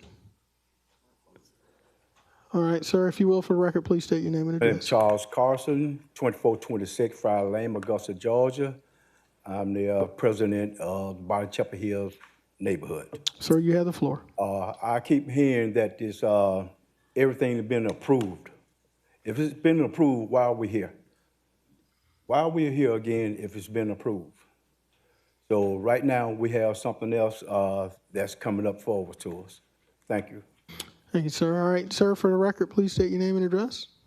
Eric Gaines, 1445 Railroad Street. All right, sir, you have the floor. Yes, Mr. Mayor. I want to kind of bring a point of clarity here in terms of this actual petition to put this personal care facility. Most subdivisions, when they're created, they are created with some type of protective covenants in place. And usually that is to ensure that when homeowners buy in a particular community, that community will stay that particular way for the entire time that community exists. Well, Barton Chapel Hills is no other different from that. We do have protective covenants in place. These protective covenants were created on 7 October 1970 by Law New Homes Incorporated, which was the builder for the Barton Chapel Hills subdivision. All right.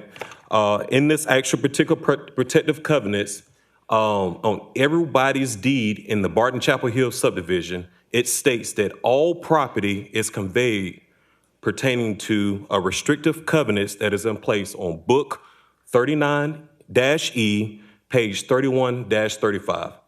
Every deed in the entire subdivision says that. So whether you know it or not, or you've read the actual document, every particular property in the actual Barton Chapel Hill subdivision has to abide by these protective covenants. And these protective covenants are still in place.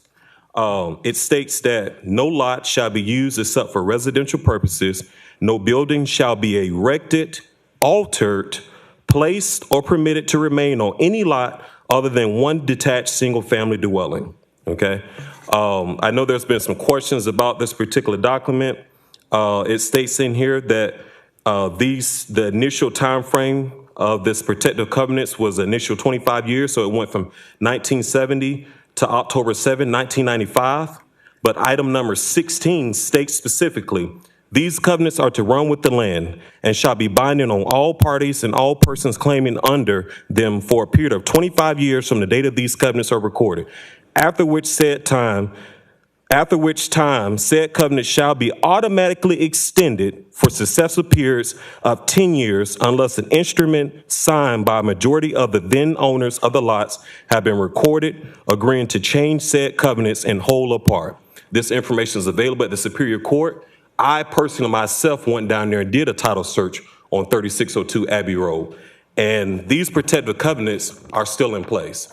I have sent this to the full body. I don't have no problem providing this to the attorney if needs be, but this is this information can be sought out if you go down to the Superior Court in the real estate section, and you can find these covenants. And so I think proper due diligence should have been done on their part, regardless if someone told you or not if protective covenants. We always have to make sure that we're doing our best, we're putting our best foot forward and actually looking at everything that we have here. And so that's all that I got here on that. Thank you, sir. Madam President, for the record, please state your name and address. Octavia Collins, 2711 Cardigan Court, Hesper, Georgia, President of the Richmond County Neighborhood Association Alliance. You have the floor.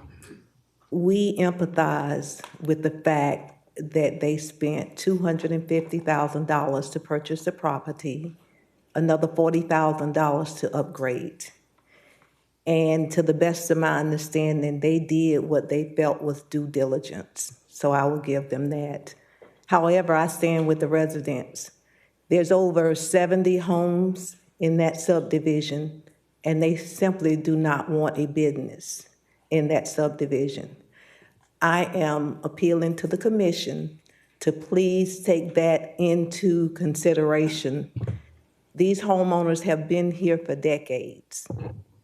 And I understand what the state says, what the code says, et cetera. But this young man have just provided you some additional information. And no, they didn't have the information in advance, nor did the planning commission. However, this is where we stand. And we have to come to a mutual agreement. I understand some of the commissioners feel that they should approve it based on the fact that they have spent more than up to $290,000. I empathize with that. But as I stated last time, people sell property every day. It is sad that they have invested that amount of money, but at the end of the day, the residents in that neighborhood still, they're very passionate about not wanting a business in that residence. So I ask you most humbly, and will respect your decision, that you take what our residents, more than 70 home owners, want for their subdivision. It is their homes. They purchased it for a reason. And if they don't want a business, they simply don't want a business. And you may not agree with that, but that's just a fact. Thank you, Mr. Mayor and Commissioners, for this time. Thank you so much. There's another gentleman, Mr. Todd. Would you like to add anything? Yes. 2747, Moses Todd, 2747 Deansbridge Road. Mr. Mayor, 1983, I built my first home on Friar Lane, just down from Abbey Road. When I built that home, as Mr. Gang mentioned, I had to agree to the covenants in order to build the home. So we did that. The commission had the district, and let me say the business can operate 3 resident personal care home without coming to you guys, it's my understanding. Or they automatically almost can do that. I'm gonna stop you right there. But Director Vassar, is that correct? Can they operate the home with you say Commissioner, former Commissioner, 3. up to Anything 3? over Is there 3. is there any validity to that, up to 3? It's correct. Anything up to 3, yeah, you can operate. You can operate without going through this process? Yes, sir. You would have to get a business license, Okay. and you can operate that way. Okay, all right. Okay, Commissioner so- Todd, continue. So the concern here, Mr. Mayor, and is your discretion that the community don't want a commercial business operating in a neighborhood subdivision. Now, I think if this was a residential setting anywhere else setting out by itself, that there wouldn't be a complaint and it would be appropriate to okay it for up to 6. But anything over 4 is considered commercial business. And That's it. Can I speak on that? Well, wait a second. Let him finish, and then I'll have you have the floor. so it's your discretion. The other thing that I'd like to see happen before votes are taken on controversial issues like this, as far as zoning, is that it's not mandated, but the disclosures be done as far as like they've done at planning and zoning, as as Commissioner Rice will tell you. I'm concerned about that issue. Okay, so you have the discretion to deny based on the negative impact that this business would have on the homesteaders in Barton Chapel Hills. And you should weigh heavily with the homesteaders versus with the business. Thank you. Thank you, Mr. Todd. Interim Director Vassar. Yes, sir. I just want to correct Ms. Todd on one thing. It's 7 or more would be considered commercial. 6 is still residential. So if it's 6, why are we here? Yeah, because we're asking for the special exception. That's the only reason. Oh, we're okay. here. That's All the reason we're here. right. All right. So if it's 3 or less, They don't need a special you don't exception. need special exception. Okay, I got you. All right, understood now. Ms. Hills, I saw you champing up the bit to talk. Well, first, in order to do this, she would have to follow the state guidelines, which is 2 and under, you can have a home. But the state says, now go ask your county. Well, the county is where they're getting into it as far as now we're asking for 6. But this is a family model. Anything under 6 and under is a residential family model. To be a commercial that y'all keep calling it and all that, that's 7 or more. You go into facility. That's not what she's asking for. And I hear they're gonna be loud, they're gonna be rowdy, there's gonna be traffic, there's gonna be this. I have 6 people that live in my home with my family. We have 2, now I'm fixing to have a 3rd car. She's never even gonna have that in her driveway. The people that go in this home are in bed by 7:30, up in the morning at 7. There is no loud and rowdiness.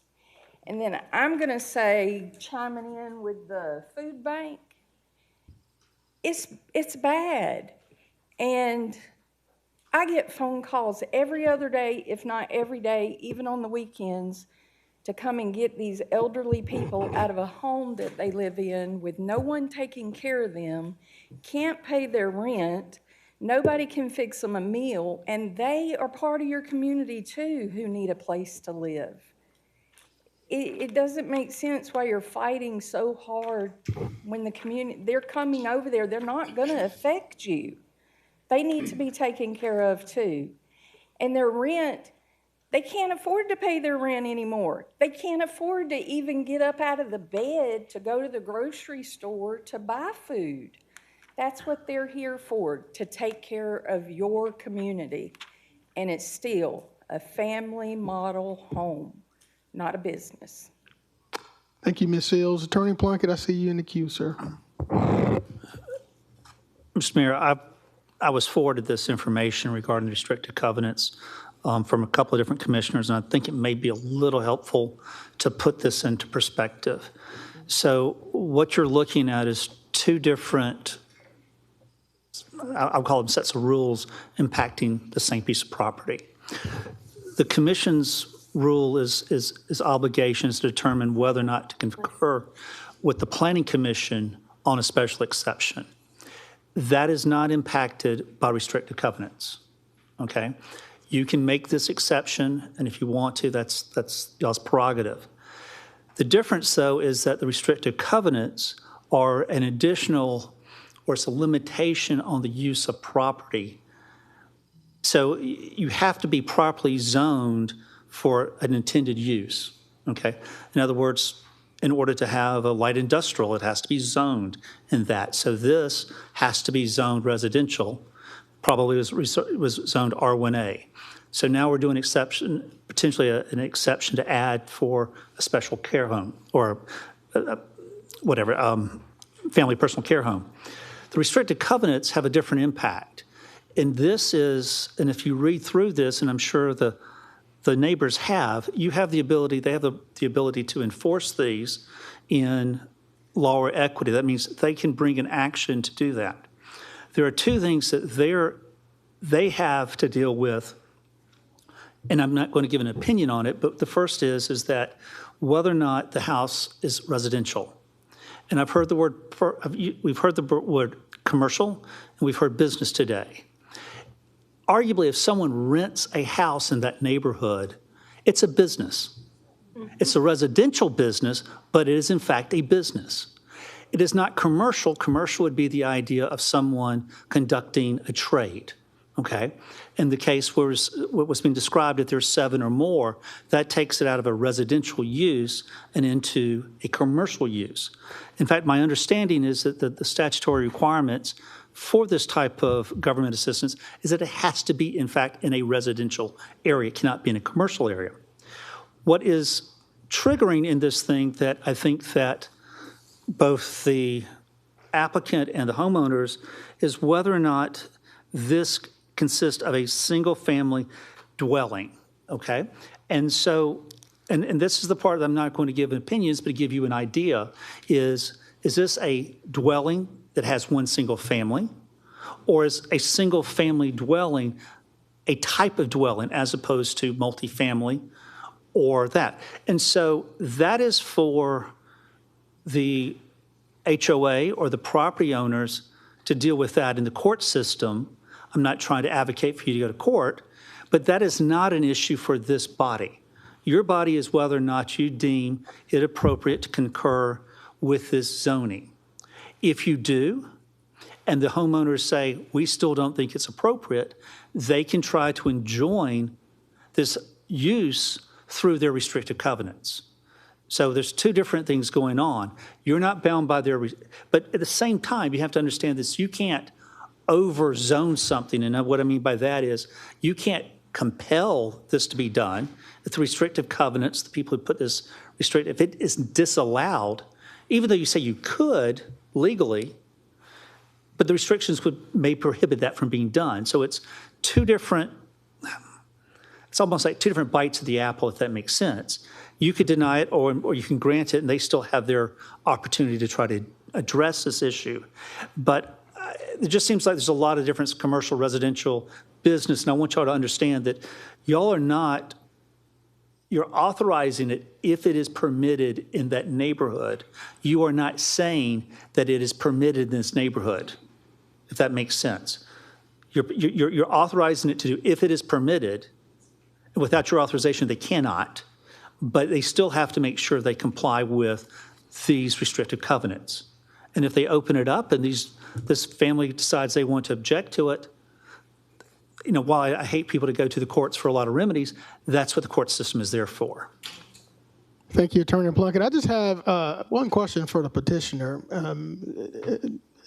Before you made the $290,000 investment, did you ever consider that you had to go through the rezoning to be approved? Yes. You did? Yes, and from my understanding, when we looked at this property, it didn't have An HOA. That was one of the factors that led us to actually proceed. Now, So I'm going to stop here. Attorney Plunkett, even though it didn't have an HOA, does that preclude them from having to go through a rezoning? No, sir. You could have a piece of property that's residential without restricted covenants. Much of West Augusta does not have restricted covenants. You would still have to get permission to do the family personal care home. Right. It is that more traditional neighborhoods, certainly after the 60s and 70s, we started seeing restricted covenants, and they have to comply with what is there. You do not have to have an HOA to have a restricted covenant either. So that's also part of the issue there. So I'm not sure if this is and I'm not saying like in a bad sense, I don't know if they have an unofficial HOA that you voluntarily belong to, or if it's mandatory. Reading the restrictive covenants, it didn't exactly seem like it's mandatory, but it's a group of interested property owners who are there for the benefit of their neighborhood, and they are voicing their concerns overall, and they could theoretically bring an action to enjoin this if they saw fit. Thank you, Attorney Plunkett. Chair recognizes Commissioner from the 3rd, Commissioner Catherine Smith Rice. Thank you, Mr. Mayor. Again, this is back on the agenda. I'm ex officio of planning and zoning, and I have heard about this now, is it 2-3 times? We've been back and forth, batting this back and forth, and I feel like I hear your side. I hear both sides. But when I sit on pre-meetings and on Zoom meetings, and you got planning and zoning, and I said this 2 weeks ago, and here we are again, we have a planning commission, as we have other commissions in this, historic preservation, you name it, we got other commissions. But planning and zoning commission, they spend a lot of time reviewing and doing this. And I feel like that it is, and this is not the first time. We've looked over the years, and even before I was an ex officio, where there's been personal care home facilities. I'm sure that if they have any issues, it will be known if there's anything going on. But to sit here and keep going back and forth on this, it, to me, is a disrespectful to the Planning Commission that they take the time to do this, and they have approved it, and we want to continue bringing them back up to go against what they have looked at and reviewed.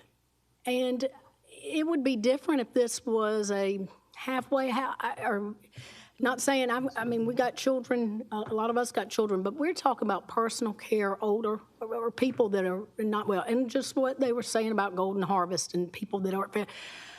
I feel like these ladies are capable of having this personal care home, and if something gets out of hand, you can call 911, you can call the police, you can call the fire department, whoever, and they will be penalized. But I don't see that happening here, and I don't know why we are spending hours on this conversation. I feel like we spent an hour on it 2 weeks ago. Here we are again. And I'm not saying anything derogatory. I'm just saying we do need to respect the planning and zoning in the commission, and they've been talking about this. We can't send this back again to them. Thank you. Thank you, Commissioner Rice. Let me acknowledge the Commissioner from the 9th, and then I'll come to you, Ms. Collins. The Chair recognizes Commissioner for the 9th unless you yield. I yield to, and then I come back. Yield, Madam President. Thank you. Commissioner McKnight Rice, I understand what you said and meant by the Planning Commission, and I respect that. But let me be clear, they're not the last step. The commission is, which you already know. But since you made that point, I'm making that point for the ones that may not know. If this body was not the final say on this particular subject, we wouldn't be here. it would have stopped with planning and zoning. So I just want to clarify that. And we understand it's not a commercial business, but it is still a business. We understand that they want it there, but we also understand that more than 70 homeowners do not. I apologize if we're taking up an hour or 2 hours of the commission's time, but this is important to these homeowners. No disrespect to you. I'm just saying what I'm saying. And I'm going to park it right there because I never want to be disrespectful. And I want to thank the mayor for giving me another opportunity to say something. Yes, ma'am. I'm going to ask how many homeowners that represent Ms. Collins that don't want this? A show of hands. How many other homeowners are here in the audience? Put your hands up. Okay. All right. Thank you. I'm gonna acknowledge the commissioner from the 9th. I'll get back to you, okay? Because she's been patient. Commissioner from the 9th. Thank you, Mayor Johnson. We've been back and forth, and it's because I made a motion for this to come back to the full body. And at this time, sir, I ask for a call to deny.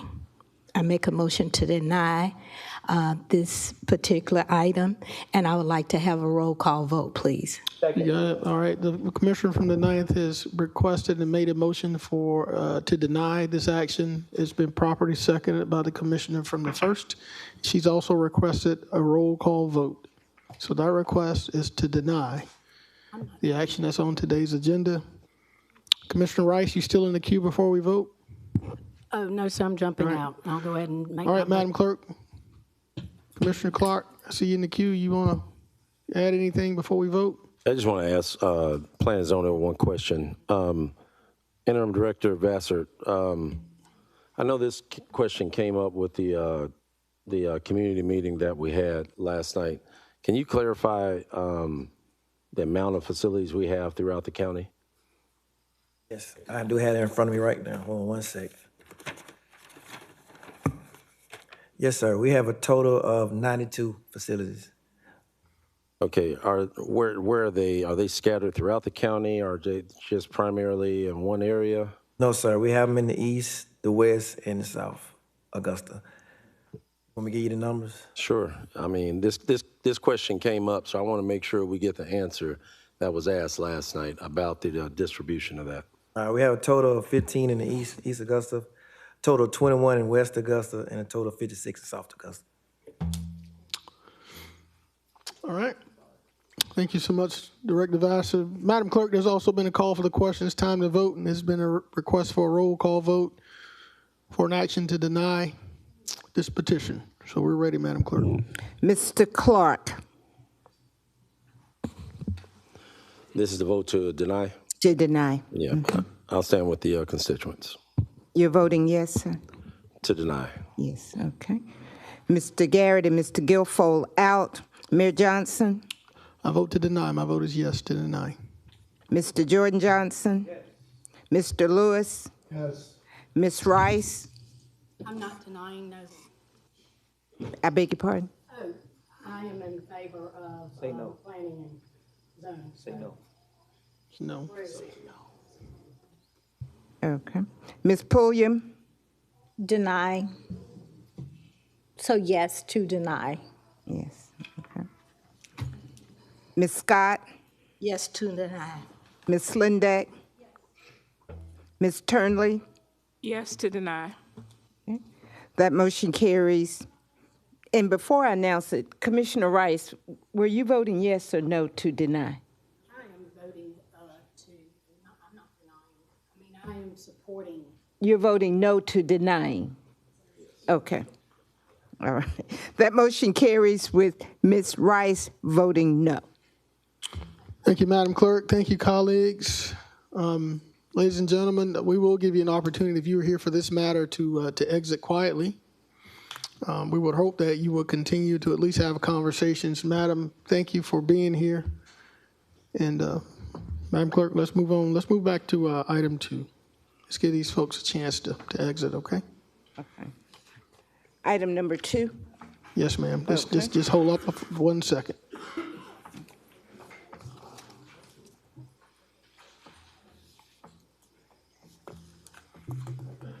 All right, ladies and gentlemen, if you can, quietly make your way to the exit so we can finish the rest of the people's business.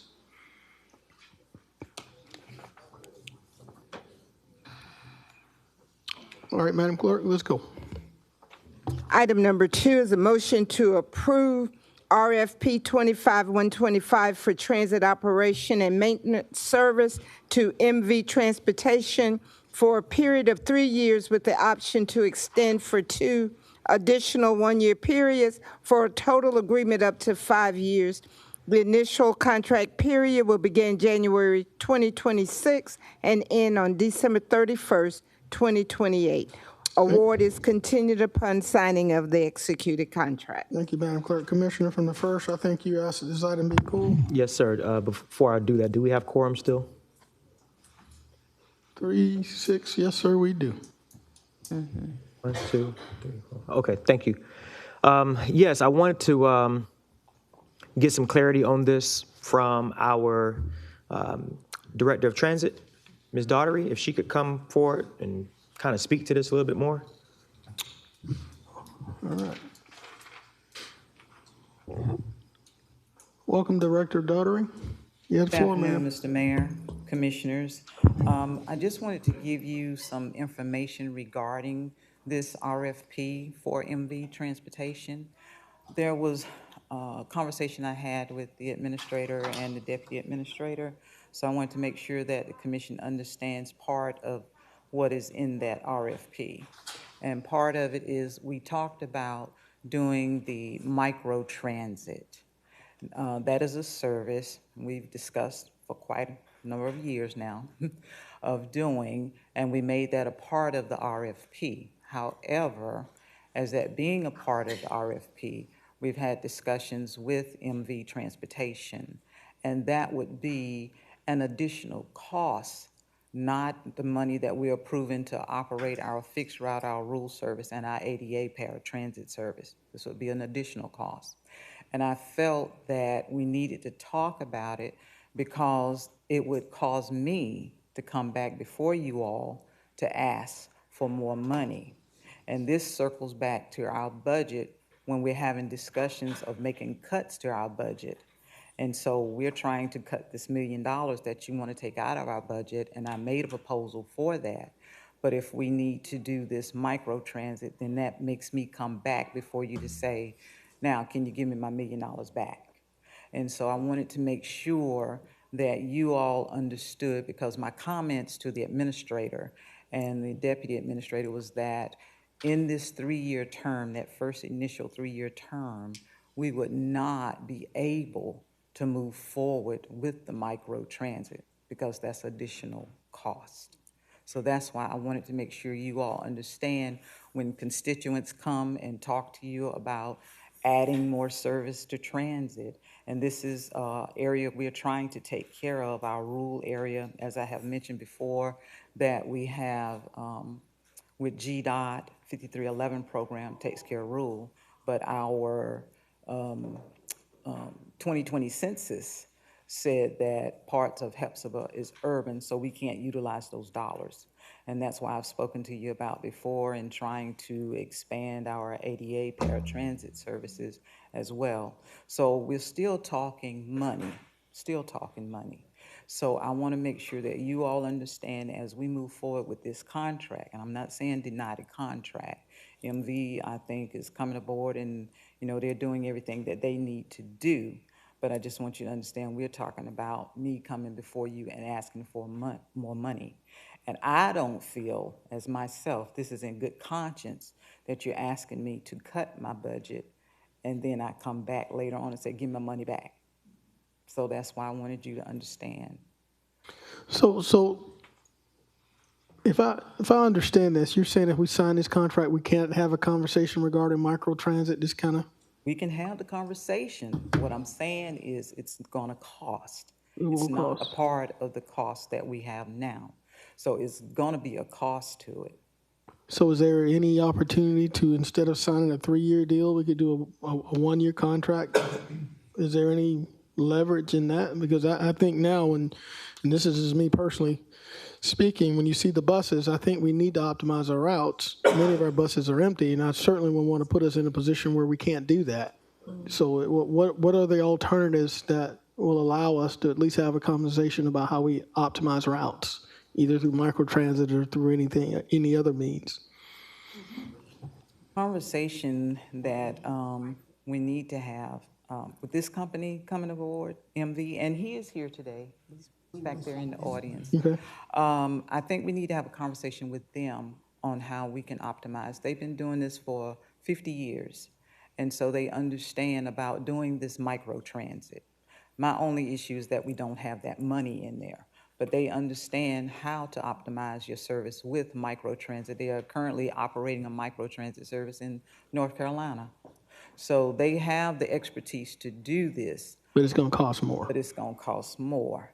And that is the issue. And whether we do a 1-year contract or a 3-year contract, we're still going to come back. Now, what we could do is look at this first year with them in place and still have these conversations talking about the microtransit and what we can do, because I'm also having conversations with the Federal Transit Administration to try to get dollars to help me with this as well. Matter of fact, I had that conversation today, and we're going to revisit it again next week. But I feel like with our service and trying to improve it and changing companies as we are, I think that we need to still approve the 3 years with them. We should still have a contract in place to operate this service, because we got all of these employees and everything that we need to operate the service. But it's just that with the microtransit portion of it, we still got to come back with some numbers. Madam Administrator, I'm going to ask you to chime in on this. I know you were tasked with some serious budget discussions. What are your thoughts regarding this?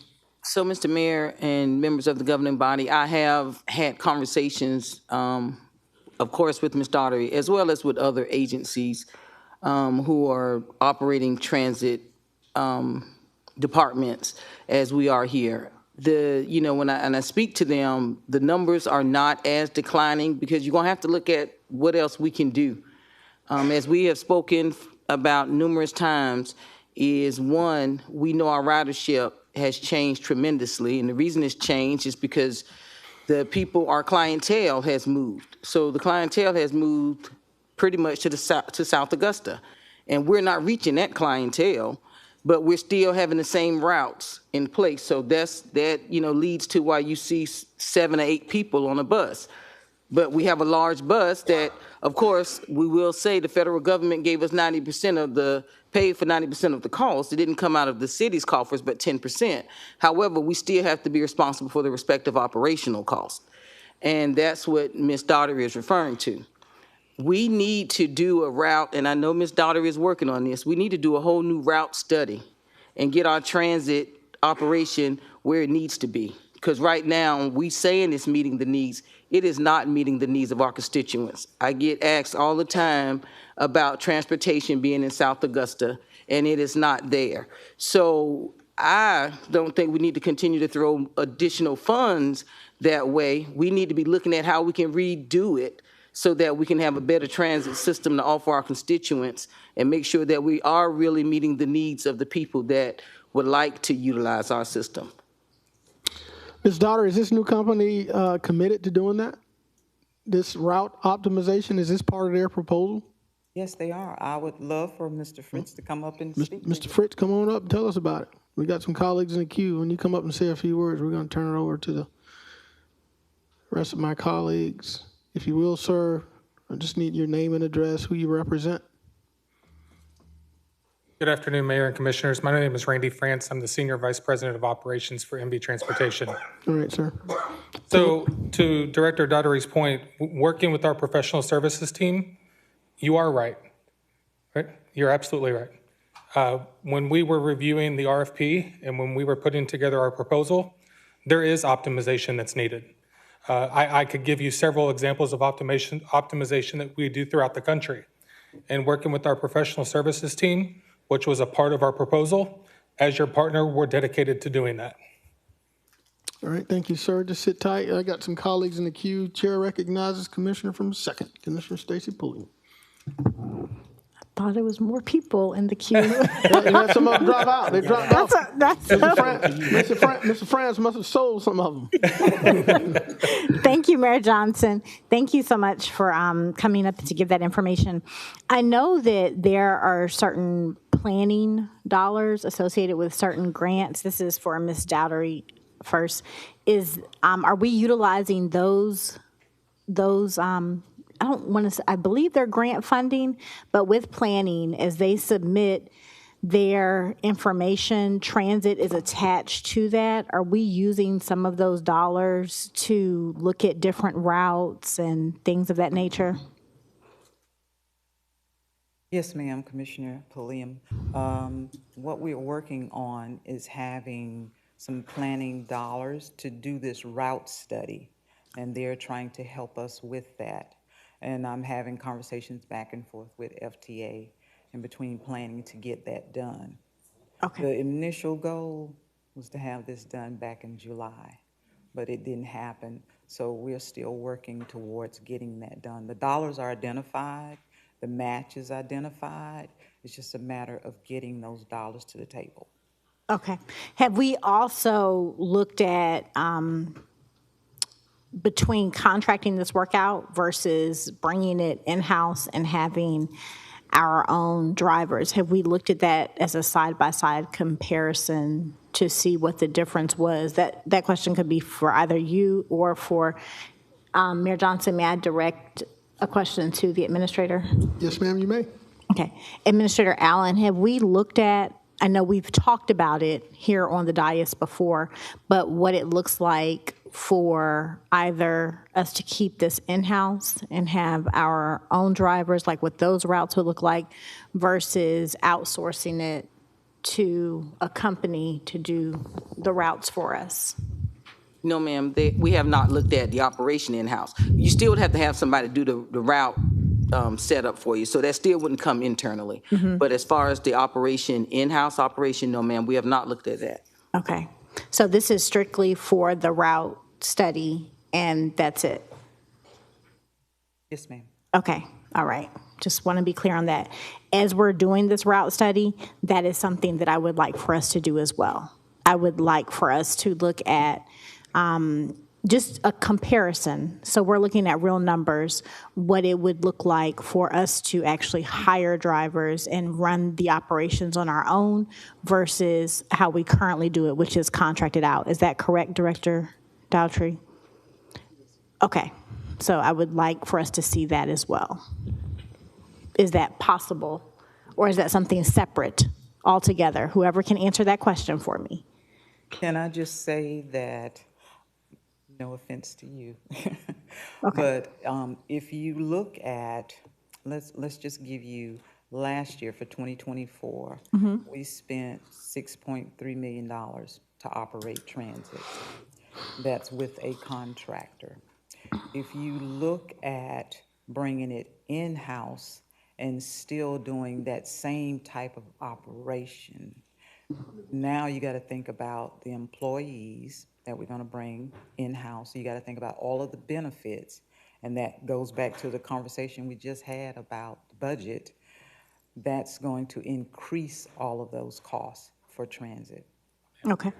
And we've actually looked at that. Like, so you have hard numbers for me. I've looked at that in the past, not in the past couple of years, but in the past. Okay.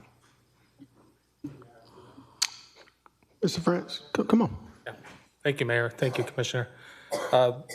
This is public knowledge, and you can Google it. There is a large transit agency in the West Coast that recently spent a lot of money on this analysis, and the result came back that it would be 82% more expensive to insource it. When you talk about labor cost, when you talk about insurance, when you talk about claims under the sovereign community cap that we are liable for, that we indemnify Augusta on those claims, it would be 82% more expensive to insource. Thank you, sir. Commissioner Pulliam, you still have the floor, ma'am. I'm finished. Thank you so much, Mayor Johnson. Thank you both. Yes, ma'am. All right, Commissioner Clark from the 5th. Thank you, Mr. Mayor. I got a question for the administrator. Madam Administrator, so, I mean, right now, we're still leading up towards identifying what's going to be for the budget. Is this kind of putting the cart before the horse? I mean, because are we going to have to come back and unravel this with trying to determine for the cost savings?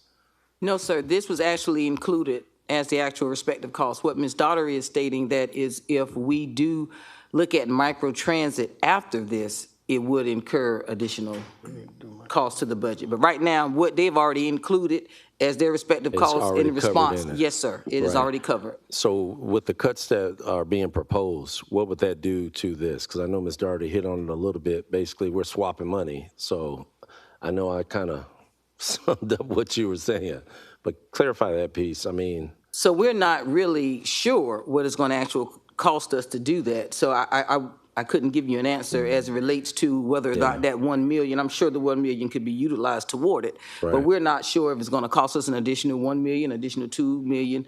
We do not have that respective data. yeah. Have we looked at different scenarios as far as instead of being locked in for a 3-year, since this is a new contract, looking at different options in that regard? And this is anyone who can answer that, Ms. Daugherty or the administrator. Or if we need to bring Mr. Pinnock, he looks like he's jumping to come up here as well. Commissioner Clark, we have not looked at any less than, possibly a 5-year contract. That's normally what we try to do. The first 3 years locked in, and then 2 1-year renewals for a total of 5 years. But now you all, as the body, have the option to go lower if you choose to. Just try to keep a steady system going. Yeah, I mean, like I said, there's some unknown variables in here that it's kind of hard for us to forecast out. And we need to, I don't want to put us in a situation where because we're going to have to do a ton of work to balance out this budget for next year. And I don't want us to put ourselves in a situation unknowingly, especially with the fact that we have unknown variables, by not considering other options to kind of limit and mitigate that risk that we potentially would thrust upon ourselves. Commissioner Clark, may I add to? Sure. And again, thank you all for the opportunity to be here. A couple of things. The RFP was released as a 3,2+1, right? As the contractor, hopefully being awarded this evening, there is an immense amount of startup cost. And to be able to spread that startup cost over that 3-year base term is very important from a price standpoint. I would also like to add, it's our job as her partner to help optimize the routes, to find ways to better spend the money that the city of Augusta has. And I'll give you an example. Through our professional services team, whether it be GIS, whether it be data analytics, whether it be urban studies, we could potentially, this is just one example, I'm not using real data, we could potentially find an example where you are spending money on a fixed route today that's underserved, low ridership. How do you take the money that is spent on that fixed route, better utilize those funds, better serve a mass amount of more people by implementing microtransit in a smaller zone or in the same zone that bus serves? There are different ways to use funds. And as your new partner through our professional services organization, it is in our proposal to help support you identify those opportunities to best serve the community with the funds that you have. Yeah, and I think the concern I have with that is we already know, and we've heard numerous times, the areas that are short and underutilized. So I don't think that piece is in question. I think the piece in question is the unknown variables aspect and with us trying to balance the budget. That's the part that I have concern and pause about trying to do it right now. Is there a reason why we're trying to press this today? Yes, sir. Because the other contract ended, I'm assuming? It will end December 31st. December 31st. December 31st, and this one takes place January 1st. Okay, so, I mean, we don't need to make a decision on this right now then, correct? We do. We need to. Y'all clarify me. I mean. Commissioner Clark, if I may, as the contractor.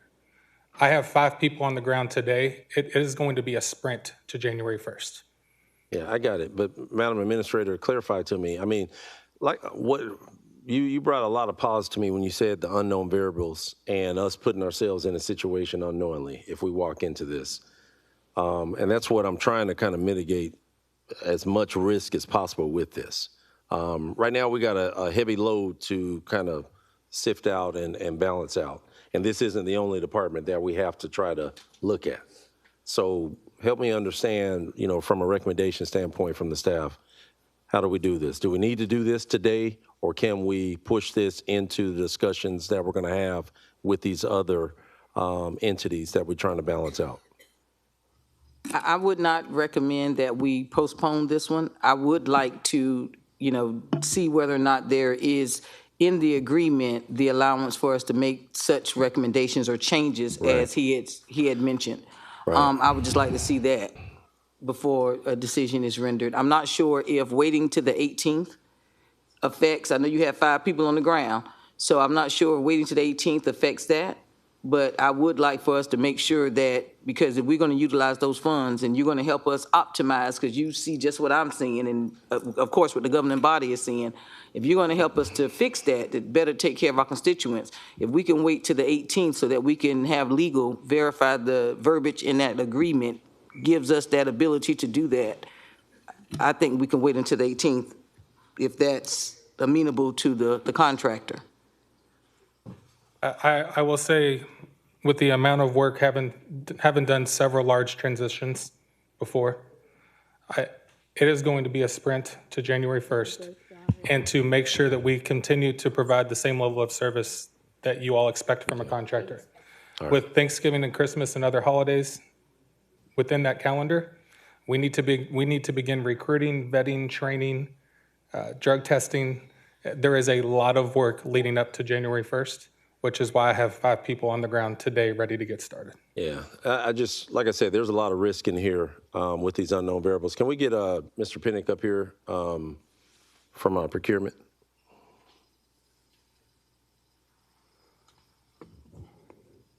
And thanks for that clarity. Yes, sir. I apologize, Mr. Mayor. Is it all right if I bring up procurement? Yes, sir. He's here now. Come on up, Mr. Pinnick. Come on up, Mr. Pinnick. I was a little...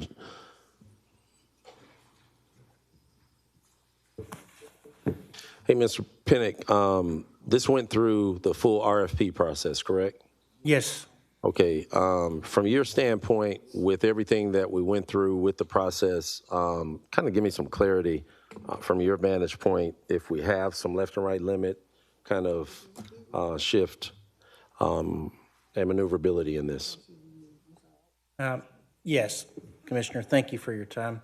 I would ask the director, do you know if our current contractor has a month-to-month agreement? No, we do not. All right. What we did was, when that contract was ending, we asked for an extension, and we got that extension with them so that we could start January 1, and they agreed to that. And so December 31st is the end of that. Yes. So, Commissioner, to answer your question, yes, it was procured correctly, and we went through an evaluation process. The director and her department came back with this recommendation for MV Transit. All right, give me 1 second. I know we have some crosstalk going on. Continue, Commissioner Clark. My apologies. No, you're good, Mr. Mayor. I understand. Mr. Mayor, I'm going to defer to Commissioner Scott. I know we were kind of tandem-eyed in some concerns. Can I defer my time to her? Yes, sir, you may. Commissioner Scott. I forgot what I was going to ask. If we procured this this RFP, why are we pushing the kicking the can down the road? I mean, if it was procured correctly, as our director said, why are we going back and forth if everything is okay? Procurement standpoint. From the procurement, maybe Attorney Plunkett. Why are we going back and forth with not executing when we got Unknowns. somebody ready and willing to take this over. Why are we going back and forth? I think if it's a motion to approve, it was procured right, what are we moving the time back or before we can say yeah or nay? Because the gentleman is actually right. How many more commission meeting we have, plus we are off next Tuesday, then we go into Thanksgiving. We got a budget that we got to approve, we got SPLOST, and I'm just talking, I'm not directing this at any particular, we got a SPLOST that we got to approve. So I think we're putting too much, not only to our staff, but ourselves too. Ms. Pulliam, I mean, Ms. Scott, I apologize. I was looking this direction, and Ms. Scott, you know, what the issue, there were some issues about language in the document in terms of its ability to be modified or confirmed that it was what we needed to say. One of the staff attorneys has reviewed it as far as its current form, but I don't know that it incorporates the language that Ms. Allen was suggesting, and we need, you know, a day or so to look at it. And so that's the only issue, is for us to confirm that the language that is desired is in there, and if it isn't, can we build that in very quickly? So that's the only reason why I know that it shouldn't move forward today. We were discussing when else we might be able to consider this. Mr. Mayor, may I say something to that? Yes, sir. So if you read it, it is contingent upon a signed contract once the commission approves it. So once approved, it is still a determinant of a mutual signed contract. So it can be approved today, and the contract can be reviewed by both parties to make sure it suffices all parties. Attorney Plunkett. Well, I understand what the motion says, but at the end of the day, that when you take action based on this action, then one of the arguments would be potentially made is that we are bound to that agreement, and that our ability just to get out by not having the mayor sign it might need be what we need to happen. So if the commission takes an action today, we would like you to feel comfortable with your 5 people on the ground that it's going to be signed. Maybe it might be signed today or tomorrow, but if we suggested language that was a little bit further than what you're comfortable with, we don't want you to be operating under that. But, you know, and I just need a bit of time, not a lot of time, to confer with the administrator and the attorney that has looked at this to just confirm that if the language is not in there, to suggest language very quickly to y'all. And just so I'm clear, exactly what language are we looking for? It was the language that the administrator was saying. You had suggested that you would write, I'm going to use a wrong phrase, but you may help in terms of right-sizing the systems. Route optimization, yes. There we go. We'll Yes, go with sir. that. And so the question is, based on the way this is funded, is that a component that is allowed, or would that be adjusting the terms of the agreement? Yes, sir. That's what we're trying to make sure it's in there. And I did not, one of the staff attorneys reviewed it, and I'm not sure he reviewed it for that purpose. Yes, sir. That's what we want to make sure it's in there. Thank you, sir. Okay, thank you, Attorney Plunkett. Chair recognizes Commissioner from the 1st, Commissioner Jordan Johnson. Thank you, Mr. Mayor. This went through the committee cycle. Is there a reason why we didn't have this information when it was approved through the committee cycle? Who's committee chair for that? I would say Commissioner Johnson. Not you, Ms. Daugherty. I'm sorry. I don't mean to be rude. Okay. I'm talking to staff, administration, and legal. Oh. The I'm issue, sorry, I don't. I was not familiar with this being, the suggestion being one of the things on the table. So sometimes things are, for lack of a better word, negotiated on the fly. So that's what we're trying to get the best agreement that we can for the body. Are we saying that if microtransit is a route that we take, then the budget issue becomes an issue, but we're not saying that microtransit is a complete definite at this point? That is correct, sir. Okay. So it sounds like you're open to having further conversations if this award is approved. It sounds like the city is as well. So it doesn't sound like we're going to hit a brick brick wall if we decide to approve this award today. Our proposal was minus microtransit, right? And in our proposal, we're willing to use our professional development team to continue those discussions with the city of Augusta. Yeah. So motion to approve. All right, there's a motion to approve and a second. All right, seeing no colleagues in the queue. We're ready to vote, Madam Clerk.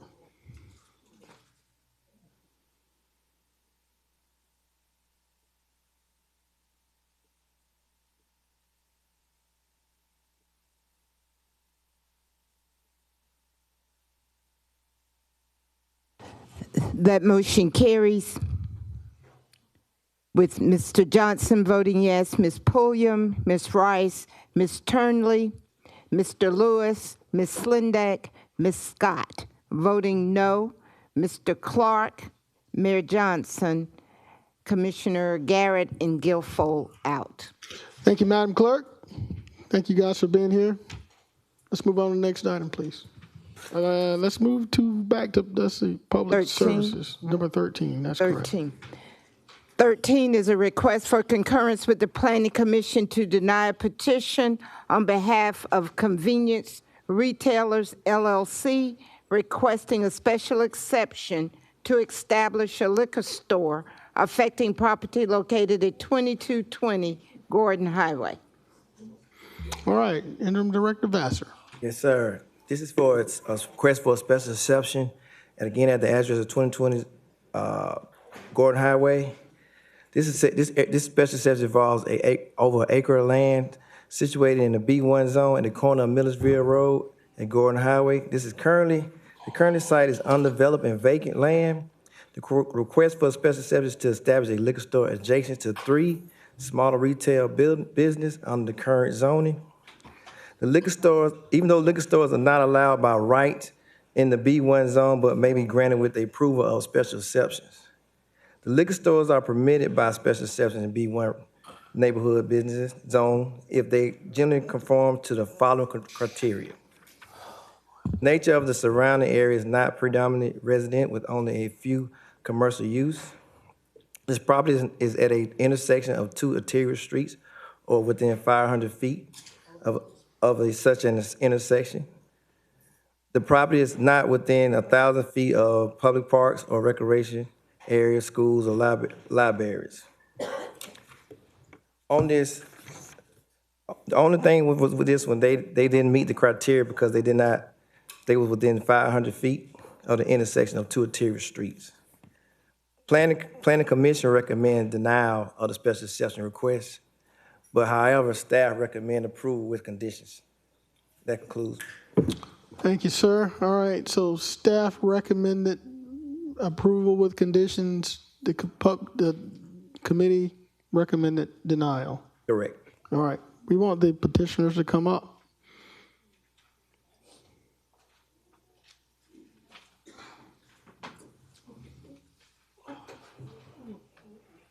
Approval with conditions.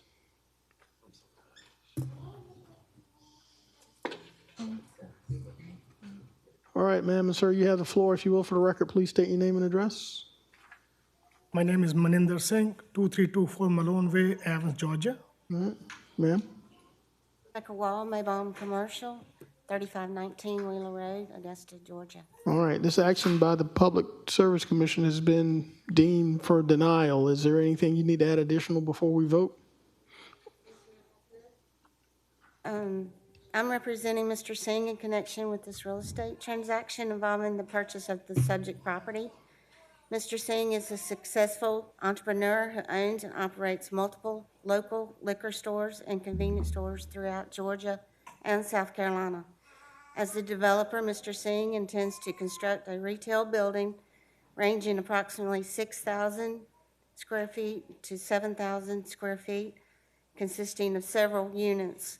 One of these units will serve as Mr. Singh's liquor store, while the remaining units will be leased to other businesses. This development will generate new employment opportunities and increase revenue for the local community in Richmond County. As the owner of both the building and the liquor store, Mr. Singh is committed to maintaining a high standard of building quality. He will oversee the operations of the liquor store on site to ensure proper management. Regarding the surrounding area, the corner of Milledgeville Road and Gordon Highway, there is a newly constructed Circle K with 18 fueling stations. Adjacent to Circle K is Lulu's Car Wash, then the subject property, which is currently undeveloped. If you're standing at the subject property facing Gordon Highway, the land directly across the street of the 4-lane highway is currently undeveloped. To the left of the subject property is also undeveloped land. Behind the subject property, there are additional undeveloped parcels and a business specializing in HVAC services. Currently, the subject property is undeveloped and zoned B1 neighborhood business, which permits commercial uses. This request for a special exception is made to facilitate the inclusion of a liquor store as one of the businesses within the new retail development. At the initial hearing, the staff recommended approval. We would appreciate voting to approve. Thank you, ma'am. Interim Director Vassar, what was the reason for the approval with conditions? What were the conditions? Hold on, I'm gonna let my staff member, Amanda Cruz, speak on those conditions. Okay. Good afternoon. No. Amanda Cruz, one of the planners with Planning and Development. So we did have 4 conditions for approval with this special exception. The first one being that they shall comply with all applicable regulations set forth in Section 21-2C of the Comprehensive Zoning Ordinance of Augusta, Georgia. The second being that the development must comply with all aspects of the Augusta Tree Ordinance. The third being that approval of this special exception request does not constitute approval of the conceptual site plan submitted with the special exception application. The proposed development shall obtain site plan approval in compliance with its site plan regulations of Augusta, Georgia prior to construction commencing on the property. And the last being the development of the property shall comply with all development standards and regulations set forth by the City of Augusta, Richmond County, Georgia, as amended at the time of development. Thank you, ma'am. Are you aware of the conditions for approval, and are you willing to adhere to all the conditions that's been requested of you from staff? Okay, all right, colleagues. Need to get to it. The motion is to deny. Commissioner Clark from the 5th. Hey, Mr. Mayor, in concert, in unison with the recommendation for Planning and Zoning to deny, I make a motion to follow that recommendation. Second. All right. I heard Commissioner Scott from the 9th. The motion is to follow the recommendation of the Planning Commission to deny, seconded by Commissioner Francine Scott. Madam Clerk, we're voting.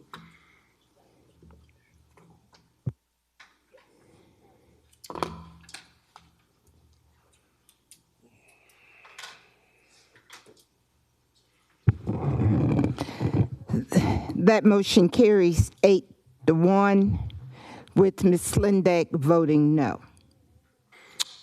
Thank you, Madam Clerk.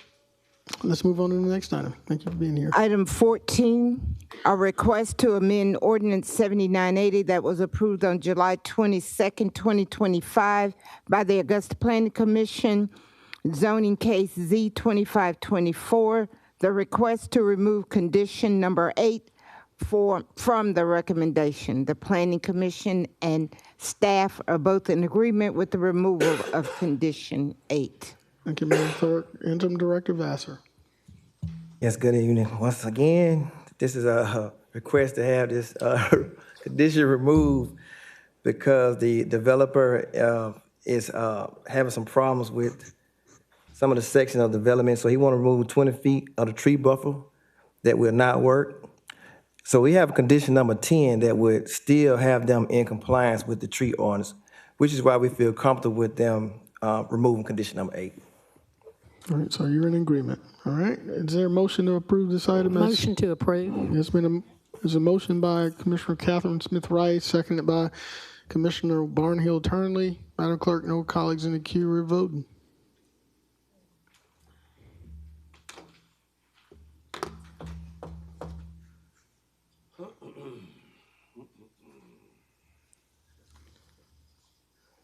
That motion carries. It's unanimous. Thank you, Madam Clerk. Let's move on to number 17. Item number 17, task the administrator to oversee all department directors to evaluate each vendor contract for compliance, performance, and financial feasibility. Develop a standardized evaluation metric to guide and document the review process across departments. This metric should provide clear criteria for assessing contract performance, compliance, and financial impact to the city.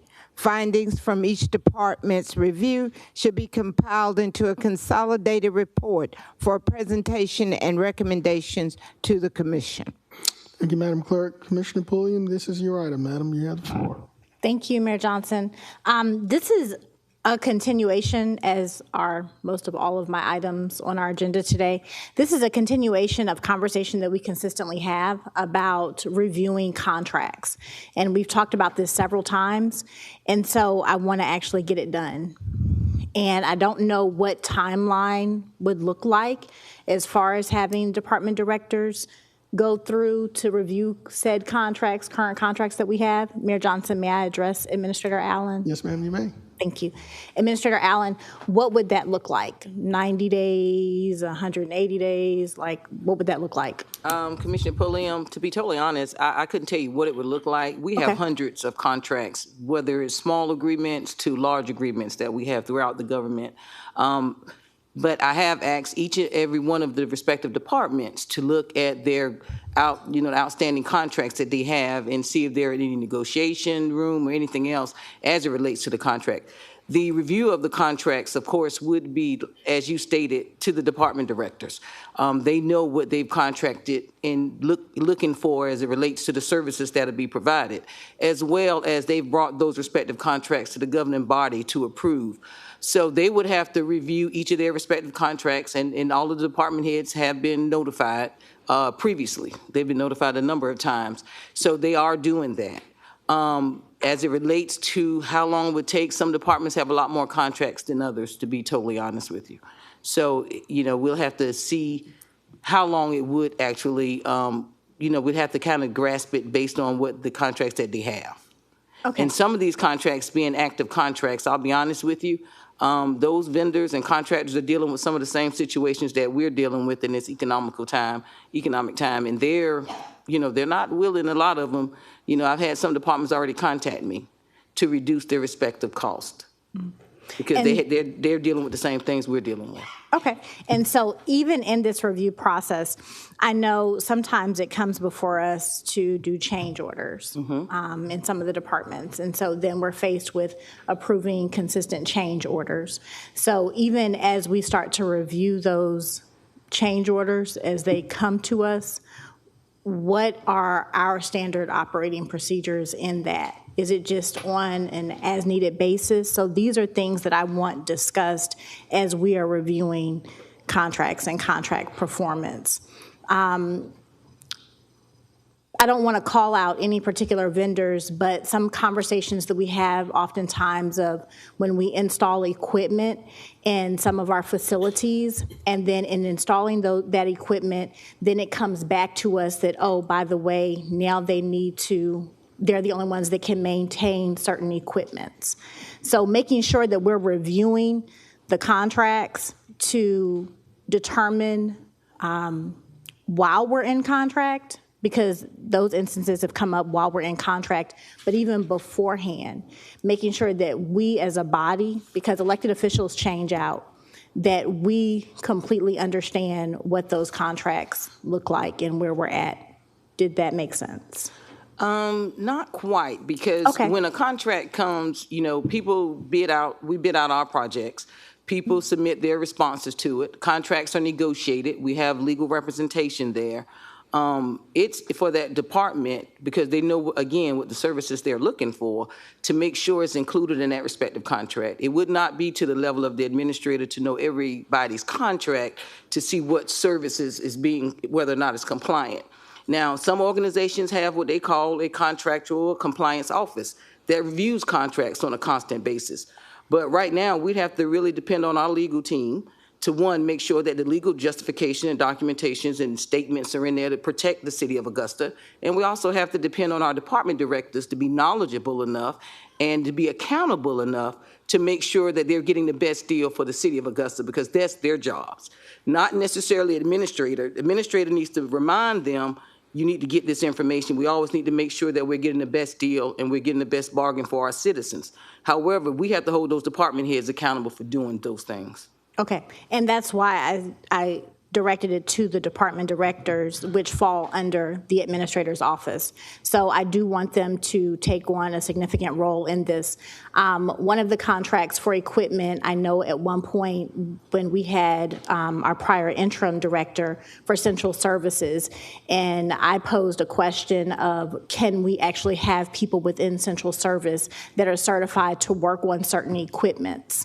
And at that point in time, we were in the process of renegotiating certain terms of that contract. So making sure we as a body understand in those instances, and again, not trying to call out certain vendors, so that's why I'm being somewhat vague, but we can have more of this discussion. But I do want our department directors to start looking at their contracts. I want to see if there is room for us to actually train our employees versus having to go to the actual in the renegotiation process, actually going back to that vendor.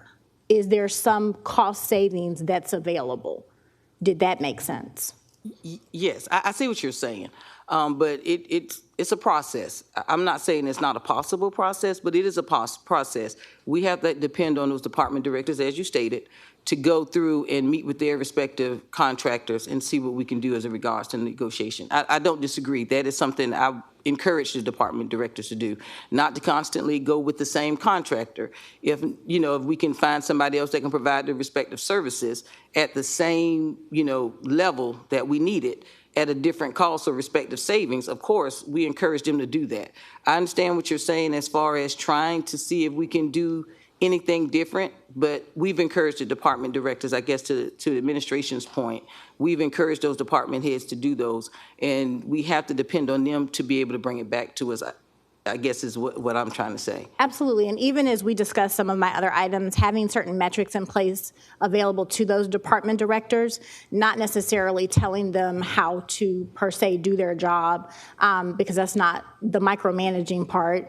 You've got so much on your plate. You can't do that. However, from even a procurement standpoint, I don't know who gets together at the table to come up with a way where we are saying, okay, when you have this said contract, these are the things that you're looking for in this contract. And one of those things are, going back to my example, that can we train our employees to take on and start servicing this equipment, or will we have to consistently, or will we have to continually stay with this representative? And I'm going to say APX, because I don't think we have anyone named APX. And again, I don't want to, throw anyone out there.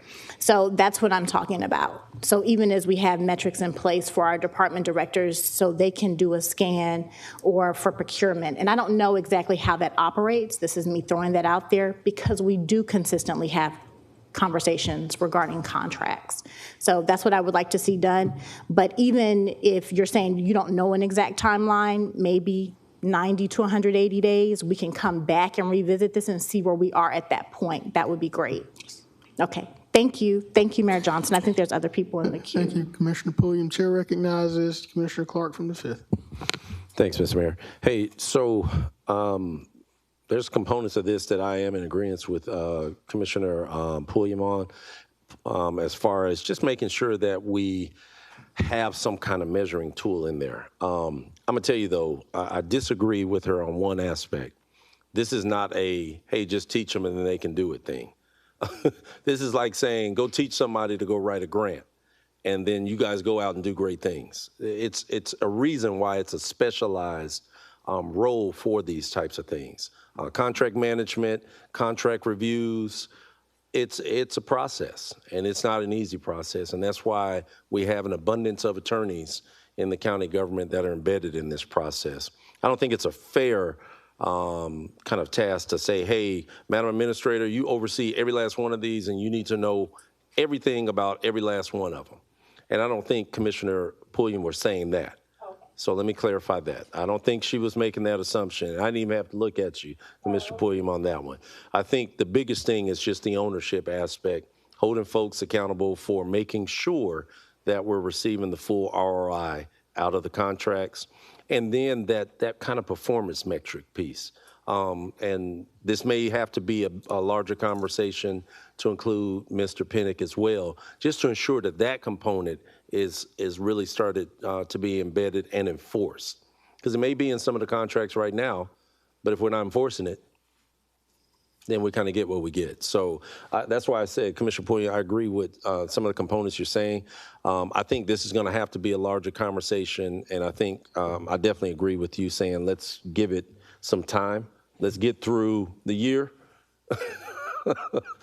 pushing these boulders that we're pushing. But I think it's definitely going to end up being a process change with this because it's just that kind of specialized of a task. So,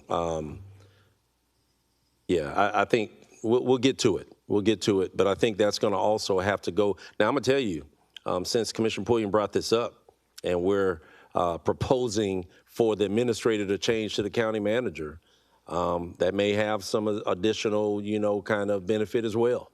Because right now there's some uncertainty as far as the director's reporting and fulfilling exactly what the administrator's asking.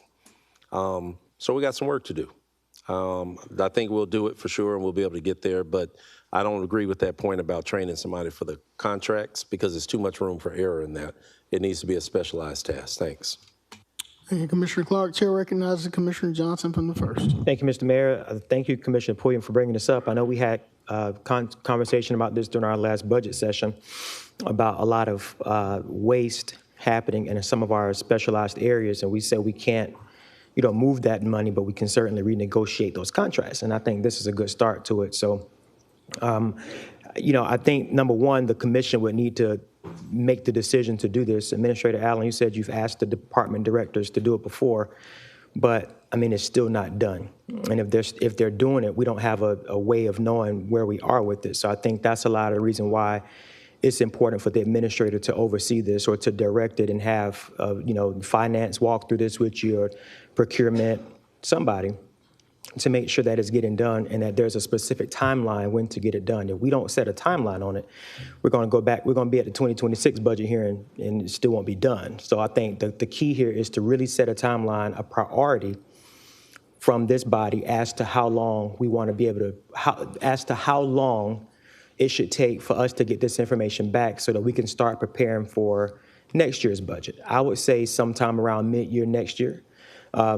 June, May, June, when we start looking at our budget, like a mid-year budget review. I think this should be done by then so that we'll know exactly what contracts can be renegotiated, where we can recoup dollars, so we can identify waste, those types of things. And I would also suggest that if this is the direction that this body wants to go in, which I think it should be, that we also determine a threshold that we want to begin. I know that we may have contracts for less than $100,000. Do we really want to look at contracts less than $100,000? Or do we want to start at a certain threshold on up? I really do think that if we dug into this clearly, we would be able to save on the back end. And at some point, we have to address these change orders that keep coming through. I know that the commission approves them, and I don't even know if we can, make a decision to not approve change orders, but I think that the scope of a contract is the scope of a contract. And if you say you can do it for $100,000, we shouldn't see you coming back with a $200,000 change order. So I would suggest that we give ourselves until second quarter of 2026 to have this overall review done. And maybe at our next meeting, the procurement director or the finance director or both could come to us with the recommended threshold to begin looking at. Because again, I don't know how valuable it is to look at a $50,000 contract, but certainly anything over, $500,000 on up or something should be worth looking at. So I would like to make a motion or recommend a motion to the author of this item to set second quarter 2026 as a timeline, and then to ask the appropriate departments to set a threshold. But I would leave that to the maker of this item here. Thank you, Mr. Mayor. Thank you, sir. Commissioner Pulliam? Thank you, Mayor Johnson. May I address the administrator again, sir? You certainly may. Thank you so much. Would that be, that's obviously more than 180 days, so would that be better to come back with, around that time frame with an update and to let us know where we are with everything? Yes. Okay, and we can still have conversation in between, even as far as the metrics are concerned. Okay, thank you. So I would like to make a motion that by, you said end of first quarter? Around May, June. Administrator Allen, is that good? Around the May, June timeframe? Yes, ma'am. Okay, so around the beginning of June timeframe for us to come back to this item to receive an update and to see where we are with the contracts that have been gone through, and Administrator Allen will take us from that point. Thank you so much, Commissioner Pulliam. Is there a second? Well, Administrator Allen had something. Mayor Johnson, Just my a quick apologies. question. I know Commissioner Johnson mentioned something about the threshold. So is that included in the motion? Yeah. Yes, the threshold portion, definitely. So, and I don't want to pull, I'm not a person that likes to pull numbers out of the sky. You all know that by now. So I don't know what the appropriate threshold, so even in conversations with possibly procurement, if you could let us, give us what a good threshold would be, a fair threshold, whatever fair looks like. Okay. Okay, thank you so much. Thank you. And I second that motion, Mr. Mayor. Thank you so much. There's a motion and there's a second by Commissioner Johnson. Motion made by Commissioner Pulliam. Commissioner Rice? I'm sorry, Commissioner Johnson, you're still in the queue. Yes, sir. Do we need to list the funds that we're interested in looking at, or is it just understood that we're going to look at general fund, enterprise, special revenue, capital, those types of things? Do we need to list that here, or is it understood? I would probably better to list them so that so nothing gets missed. Okay. Can I make the recommendation to Commissioner Pulliam? General fund, enterprise fund, special revenue funds, capital fund, and that should cover it. Yeah, that's probably all of them. All of them, but I want to just list them. All the funds. All right, With a all dollar of them. did we specifically give a dollar threshold? We're going to come back with a dollar threshold, all right? All right. If we could add that to the, I'm sorry, you didn't call me. No, I'm sorry, Commissioner Pulliam, go ahead. Thank you, Mayor Johnson. If we could add that to the motion, Ms. Bonner. The last part, the fund. The fund, it's basically all of Special them. amount, it's all the funds, that's what it was. Okay, all the funds. All the funds, Okay, yeah. all right. Thank you. You're welcome. All right, Commissioner Pulliam has made a motion, has been proper seconded by Commissioner Jordan Johnson. Madam Clerk, we are voting.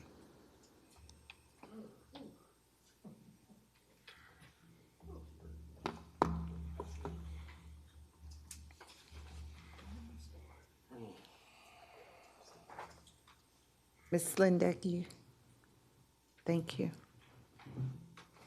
Mr. Mayor. It's unanimous. Thank you, Madam Clerk. I see we got some community folks that's still in the audience. We need to go to item number 22 real fast, please. Item 22? Yes, ma'am. Okay. Item 22 is a motion to approve the portion of Dogwood Terrace Apartments consisting of 722 feet of Boat Drive. Thank you so much, Madam Clerk. As I understand, Housing Authority Deputy Director is here, but Commissioner Scott, you want to just tee this up for us? Well, I see my colleague, District 2 Commissioner Pulliam. We're working on this together, and I'll yield to her, sir, if you don't mind. Okay, all right. Commissioner Pulliam, Commissioner from the 9th, is yield to you. Thank you. Thank you. to my amazing Super District Commissioner 9, Commissioner Scott. Yes, we did. We were able to meet with the neighbors in Nellyville, and we came to an agreement, and I would like we have some good news as well. One of the asks that were asked in that meeting, Deputy Director Freeman has an update for the community on whether or not their ask is going to be able to come forth. We have some of our community members in the audience. May I call, or you can call? Yes, ma'am, you may. Come on up, madam. We're going to have you here while she's making her way. Deputy Director Freeman, you come on up too.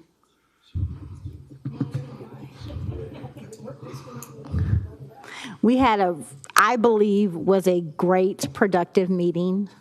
I hope my constituents still feel the same way. That's right.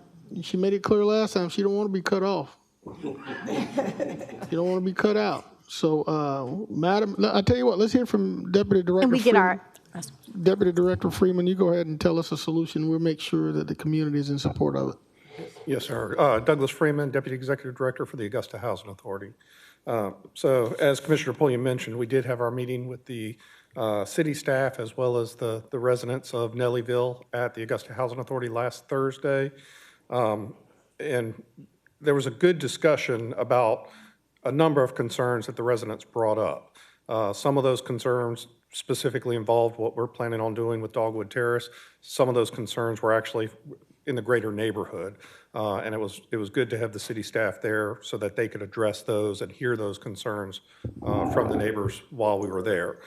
But the overriding theme that I got from that meeting was that the concern was the separation of the residents of the new development from the existing Nellyville community. That if we were closing off roads, putting up gates, that it would divide that community and not give access between the community, the new community, and the existing infrastructure of Nellyville.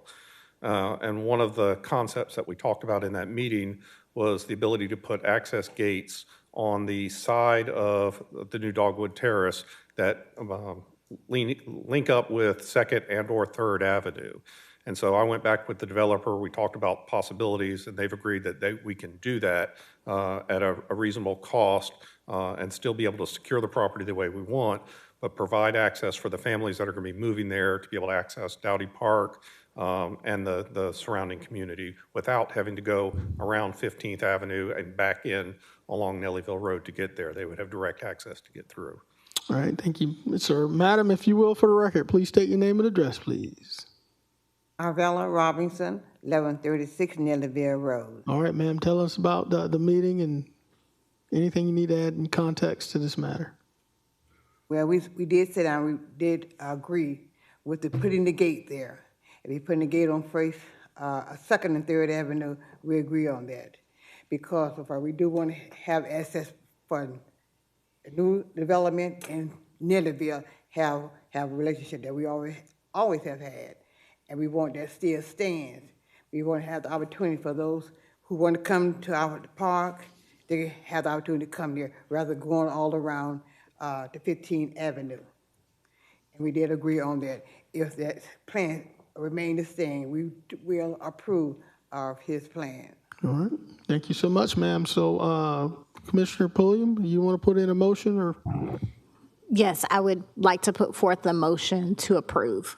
All right, Second. There's a motion to approve by Commissioner Pulliam, seconded by Commissioner Francine Scott. Seeing no colleagues in the queue, Madam Clerk, we're voting.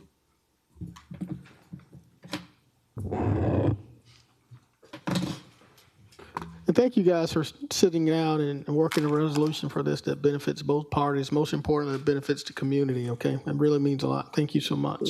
Yeah, go ahead. It's unanimous. Thank you so much, Madam Clerk. That's diplomacy at its best. Let's move on back. Let's move on back to number 18. Number 18. Yep. Number 18 is to task the Administrator's Office with presenting evaluation metrics to be used for annual evaluations for each director in the next 90 days. All right, thank you, Madam Clerk. Chair recognize, well, Commissioner Pulliam, this is your item. I'm gonna let you tee it up, madam. Yes, sir. This was honestly an update of, well, not necessarily an update, I guess, but Administrator Allen, may I direct a question or Yes, direct ma'am, something you to may. Administrator Allen actually stated that she was already working on this. So I just wanted an update on how long this was slated out for, essentially. Yes, ma'am. So I'll be pretty quick on this one, Commissioner Pulliam. I presented that to the Administrative Services Committee on last week, the actual draft of the instrument that will be utilized to check the performance or have a performance evaluation with their respective department directors. They have also been notified. The meetings have been scheduled for December. So they will be receiving a digital instrument to be utilized for the evaluation, and we will be providing an update to each of the governing members of the governing body of the results of those evaluations. Okay. And so this is going to be ongoing, this discussion, The once you provide that information to us. Yeah, well, I provided the information, the actual instrument that'll be utilized for the evaluations. But the evaluation, once the evaluations are completed, I'll be meeting with the respective department directors in December to do the evaluations. And once they're completed, I will apprise you of the results of the evaluations. Okay. In that evaluation, was it included that the directors would be evaluating their staff as well? Was that part of the discussion? Well, it's a section of items, various items, that make sure that they're reviewing their respective operations as well. And we will be including KPIs discussion for them to be utilizing for 2027. They will actually be evaluated on those in 2027. Okay, thank you. You're welcome. So my motion, Mayor Johnson, would be honestly no action, just receive this information. All right, there's been a call for receiving this as information. If we can do that without objection, that would be awesome. Is there any objection? Hearing or seeing none, Madam Clerk, this information is received without objection. Let's move on down to number 19. Item 19 is to have the commission vote on the recommended charter review final rendering as conveyed to our citizens and charter review committee members at the onset of this process. The commission vote should take place prior to the charter change recommendation being sent to our state delegation. Thank you, Madam Clerk. Commissioner Pulliam, this is another one of your items. You have the floor, ma'am. Thank you, Mayor Johnson. Again, a continuation. We've had several individuals, citizens come up to present to us and ask us about the process and what happened in the process. We were conveying to our citizens at one point that once the Charter Review Committee came up with a determination, that determination would come to this body. And then I believe as I was listening to the presentations that were given to us by so many different people, honestly, I'm not going to name everyone because I don't have that part written down, but on what was it, April the 21st, that's when everything changed. So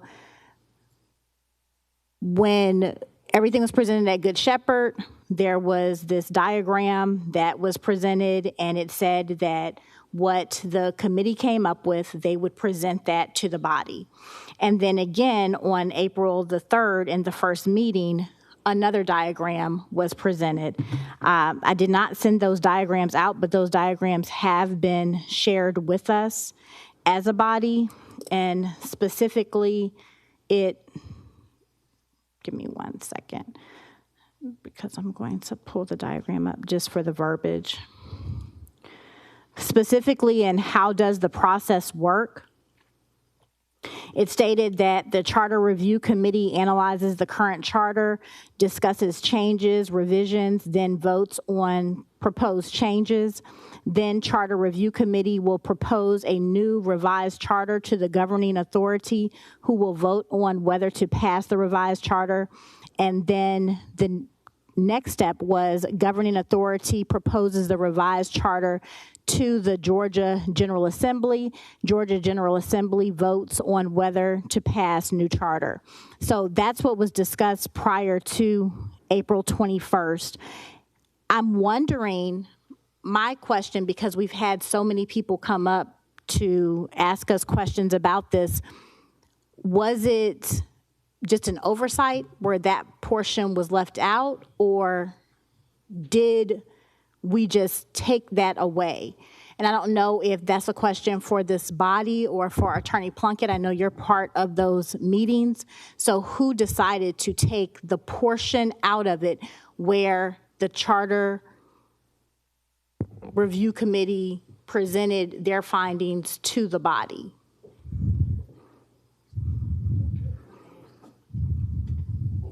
If I can direct that question to Attorney Plunkett, Mayor Attorney Plunkett. Johnson. You've been asked.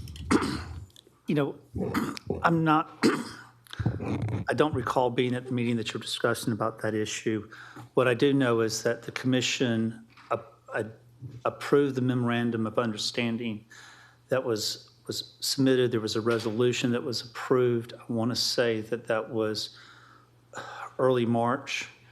There was an amendment to that resolution to provide for changing of dates from basically January to December to, I want to say it was April to March. And then there was a third amendment to the resolution to say that it would go back to the any changes that would be done by a referendum. There was a question raised early on about the process at the charter review level. I don't remember any questions being raised by this body as to how the process went forward.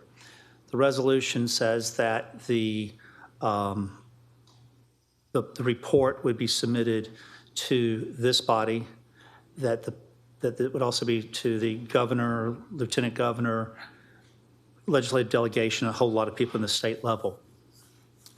The question that I recall, and I don't have, there are people who have done this by minute and hour of the meetings and stuff, but my recollection is that one of the things was concerned was whether or not the charter review's work would be subject to being changed by this body.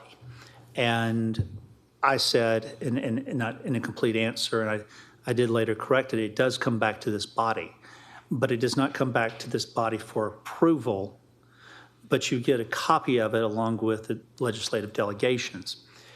This body has the ability to either individually as a commissioner, or this body has the ability as a body to contact and I use the word very loosely, lobby the General Assembly or local delegation to make changes to the what the Charter Review Committee may submit.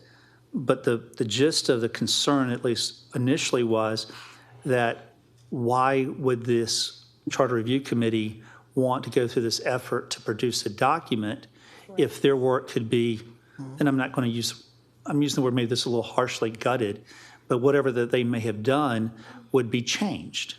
And so we clarified, and I thought we clarified it fairly reasonably, but obviously it keeps coming back up, multiple times, is that the Charter Review was to do their work independent of this body, of the county commission, but the commission would receive it and would be able to discuss it amongst themselves and with the legislative delegation, and they may convince the delegation to change language that this body may or may not look.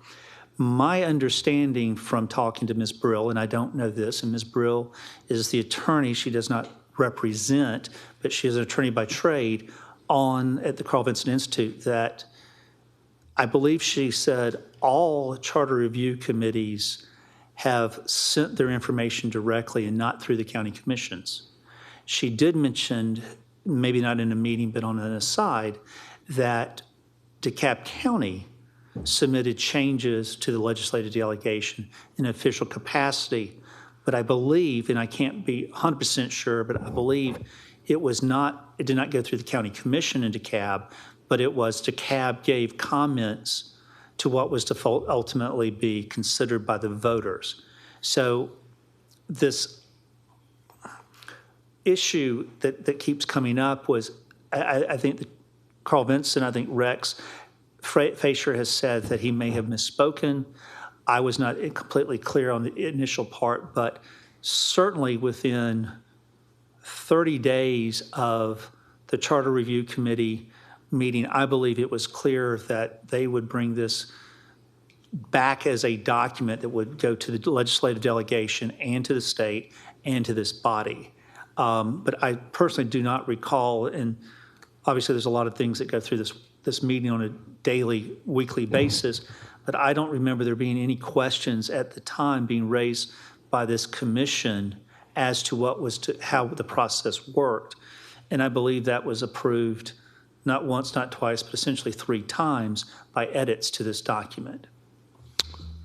Thank you, Attorney Plunkett. Commissioner Pulliam, you still have the floor, ma'am. I'm going to yield to my colleagues in the queue. Yeah, I'm going to add, I've literally watched hundreds of hours of charter review committees from other cities across the state of Georgia, across this country. I have not seen one where their findings are sent back to the governing body, and that they tend to be more independent, and they put together their recommendations and their document, and ultimately the voters of the community determine, voting by yay or nay, should those changes be made. And I think it was the intent of this body that we each appointed a member to work on our behalf to put together a document to present ultimately to the voters to decide. So I'll yield to Commissioner from the 3rd, Commissioner Catherine Smith Rice. Thank you, Mr. Mayor. After looking at this and hearing this, yes, you're right. We did all sit up here and we decided to appoint who we have out in the audience today. Several of our Charter Review Committee members are here. And I feel like that it is fair to allow one to come up and speak. They've been here, they've been patient, but, you know, I don't see that it is, I don't see it being right for, you know, they've worked so hard, they're continuing to work, and they put all this effort in, and then we're supposed to come back here and do the vote over them after they are the ones we chose to make recommendations and to do this. So, excuse me? Did I hear anybody say anything? Okay. All right. Is there anybody from the Charter Review Committee that could come up and speak on this? Okay, great. Who I appointed, Marcy Wilhelmy. Thank you. That way we can hear, you know, firsthand. Thank you, Commissioner from the 3rd. Thank you. I'm going to allow Marcy to speak. Madam Chairwoman, if you will, please state your name and address and your position for the record, please. Marcy Wilhelmy, 2928 Bransford Road, Chairman of the Charter Review Committee, accompanied by 6 of our 11 members here today, who are here in support of what I'm about to say. I think I could safely say for the majority of people you appointed, for the many hours, a ridiculous number of hours, ridiculous number of public hearings, we have tried very hard to do it as well as we could for the benefit of this group. And I think if we had known on the front end that you wanted it to come back so that you could put your own imprimatur on this, none of us would have agreed to take that big a chunk out of our lives. And so what attracted us to this was the possibility of being independent, which is the word we heard over and over and over again. Best practices in a charter review, especially when it's going to go back to a referendum where the voters ultimately decide yay or nay, is to leave it alone, let citizens come back on the committee to make the recommendations of what we feel best practices are, statewide, regionally, countrywide. Look at other cities of our size and stature, which we have gone to great lengths to do. We took 7 months of research before we made our first vote. And probably the most important thing for this body to know, 11 people that didn't know each other, 3 votes in a row on the most important votes we're going to cast all year long. Hey, fellas, you listening? Because you need to hear this. I know you're interested in this.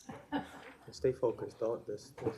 So the 3 biggest votes that we have to make all year long were passed unanimously by people appointed by people on this dais. Not only is that a supermajority, you can't do any better than that. So there's a very strong undercurrent that we're doing the right thing. I think it would be unfortunate fodder for the rest of the state should we subvert that process right now. I think it would confirm what we hear not flatteringly from other people around the state for us to change the process at this juncture. Thank you, Madam Chair. Commissioner Rice, you still have the floor. Do you yield? No, I just want to say thank you so much, Ms. Wilhelming, and I will yield for now. If I have to come back in the queue, I will. But what she just said, it just explained everything that we need to know up here. Thank you, And Commissioner. to everybody out here in the public. Thank you, Commissioner Rice. Chair recognizes Commissioner Jordan Johnson from the first. Thank you, Mr. Chairman. Ms. Wilhelming, can you come back to the podium, please? I think I've only had maybe one or two opportunities to speak to you, so I want to take advantage of this one. Would you consider this commission to be transparent? I would say to the extent that we're able to, yes. We've been through almost 15 public hearings. This commission, not the Charter Review, the county commission. Yes, I think you're transparent. Well, that's the first I've heard that in a long time from folks. Thank you. I think that, and the reason I don't think a lot of people pay attention to that, but those that do feel that way. Well, and I'm glad you said that, because thankfully a lot of people have been paying attention to the Charter Review Committee meetings. I agree. And a lot of the conversation that I've heard back in response has been that there has been a lack of transparency in those meetings. You know that I have not been to any of those meetings whatsoever. I don't come to the Charter Review Committee meetings. I try not to even watch them on YouTube. But I think that one of the issues that we face here, while the Charter Review conversation is absolutely necessary, it is that for some reason, somehow or another, the public trust has been somewhat voided. It has been fumbled. And I don't know where that... Based on what? Well, I have the floor. I'll ask those questions and I'll try to answer them Trying while to get clarity. Well, I got you. You stick with me. I'm going to get us there. Yep. Based on the fact that members have kind of been like whistleblowers as to some of the activity happening outside of those meetings that you watch on YouTube, sidebar meetings, meetings at other locations, things of that nature. I think that the premise here is that there's been a miscarry of trust that this committee is operating independently of the commission. I sounded an alarm when we first started this this committee that it was going to be extremely difficult to have a body operate independently of a body that appointed them. And I think that's what we're seeing right now. Regardless of how much you want to say that folks have been independent, I believe that there's been a level of interference from this body to the Charter Review Committee. I don't expect you to agree. That's your job. I don't expect you to agree. I don't expect you to agree. But what I will say is that we were told one thing on this body about those recommendations coming back to the commission, and then we were told opposite. And the general counsel said that, you know, we did this 3 times. Well, we were going on the word of the folks who told us that the recommendations would come back to the commission. I don't think that any commissioner would agree that if y'all went to the legislature and said no commissioner gets a salary, that we would just sit here and say, oh, well, they suggested it. It's the will of the body. You know, we would want input on that. So what I'm saying is that I'm not advocating for us to look at what you're presenting to us and ripping it to shreds and say, nope, we don't like that. Nope, we don't like that. But there has been just this overtone over this government over the last couple of years that whenever someone asks for accountability, or whenever someone asks for checks and balances, or whenever someone asks for transparency, that somehow it gets deemed as being too much work, or it gets deemed as being commission meddling, or it gets deemed as being a lack of understanding or just political. I think that it is fair that, you know, we require the same transparency and the same level of checks and balances to this committee as you would require of us. And I don't question the integrity of the council. You have some great folks on there, and I think Clint Bryant joining really added a lot of validity to that committee. What I am saying, though, I would agree. Well, we're on to something now. What I am saying, however, is that this process, at least in my estimation, has lacked transparency.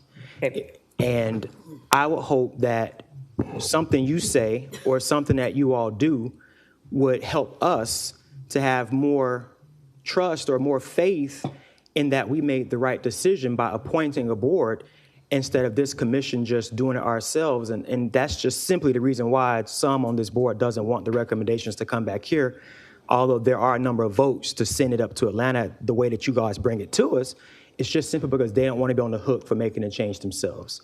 I think politics has no place here. And if you can reassure us, if you can reassure us that this is the case, I won't make a motion to have this come back before the commission. I want to feel confident that what is sent to Atlanta is actually independent of any commissioner up here, any other agenda up here. Some of the agendas that I hear up here, I hear them at those charter review committee meetings or in the news. So can you reassure us that that's not happening on the charter review committee? I can answer every last one of your questions. I'm listening.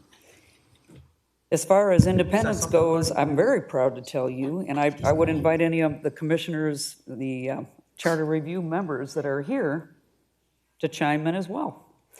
I am not aware of any one of our 11 people speaking about charter review issues with the people that appointed them. And I think that's really saying something. If it's happening, I'm not aware of it. I think you'll find that all 11 of us have different opinions. We are independent, which was presumably why we were chosen. And yet we managed to come together on the biggest issues of all.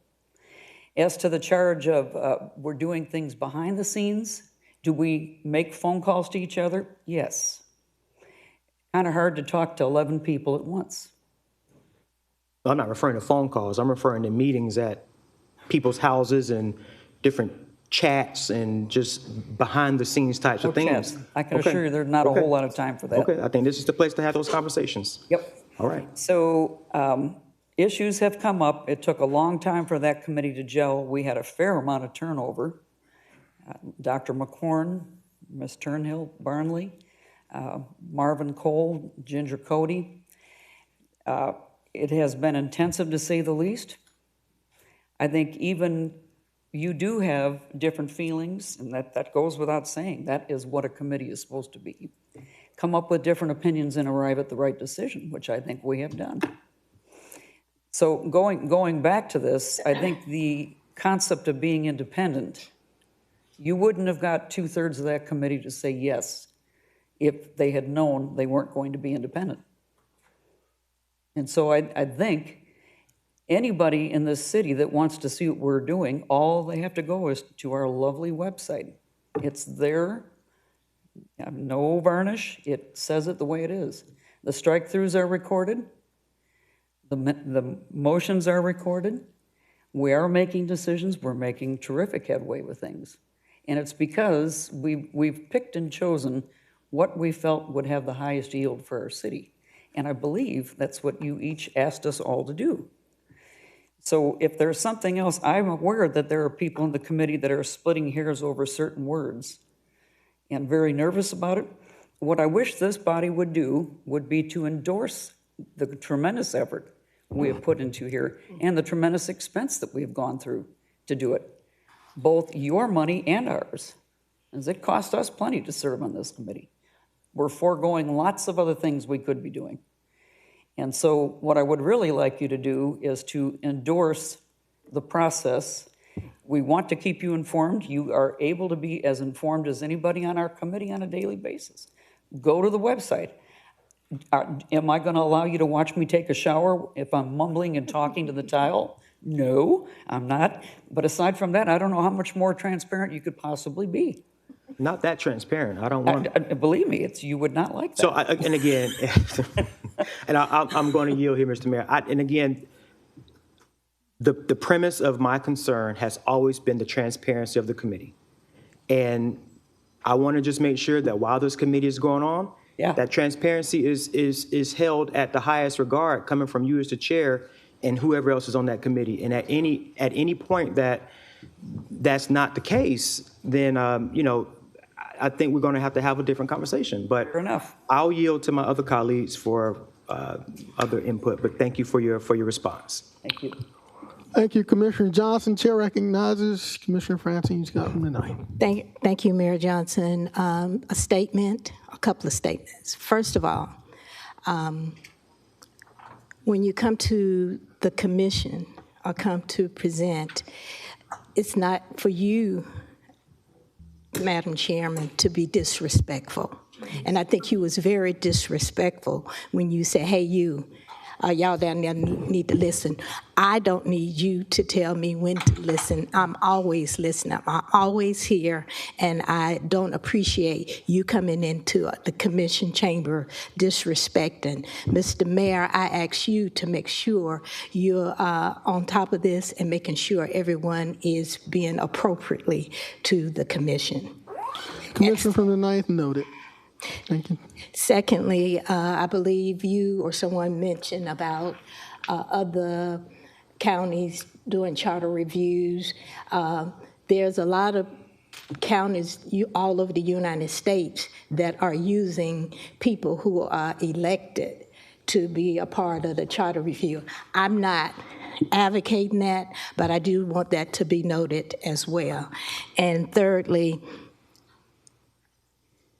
the community is asking questions about the Charter Review Committee. And I notice it's only 6 here today. Was everyone from the Charter Review invited to come today? We did not extend invitations. People that are paying attention to your agendas decided to show up. Thank you, Mr. Mayor. Thank you. Commissioner Scott, and you are correct. When I looked at the charter reviews across not only the state of Georgia, there were some elected, and they were primarily individuals that served at the state legislative level that were part of charter reviews. There weren't many where I found sitting governing officials that were parts of it. I took a very intentional effort to be very transparent and be as fair as I could in this process. And I looked at many of them. And being the mayor, if you look at most charter reviews, the mayor has some more authority than most. When I look primarily at the Columbus-Muskogee Charter Review, there's a 25-member committee, 25-member. You know how many selections the mayor gets? He gets 15 of those, plus he picks the chair and the vice chair. So I only wanted an equal pick, so that we could have a fair and impartial process, people across our community to take a look in a fair way, so that ultimately it gets to the heart of our community, the heart of our democracy, letting the people decide.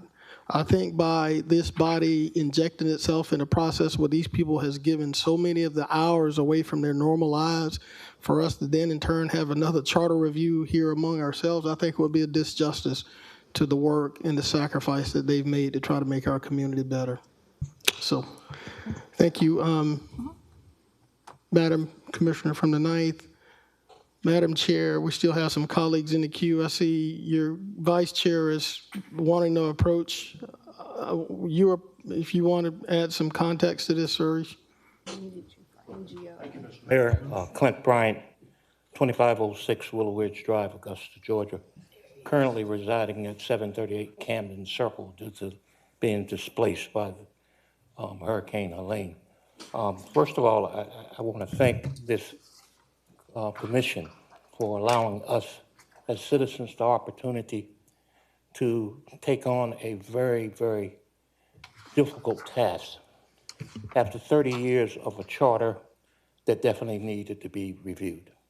I can say that we've made a tremendous amount of headway over the last month, or maybe month and a half.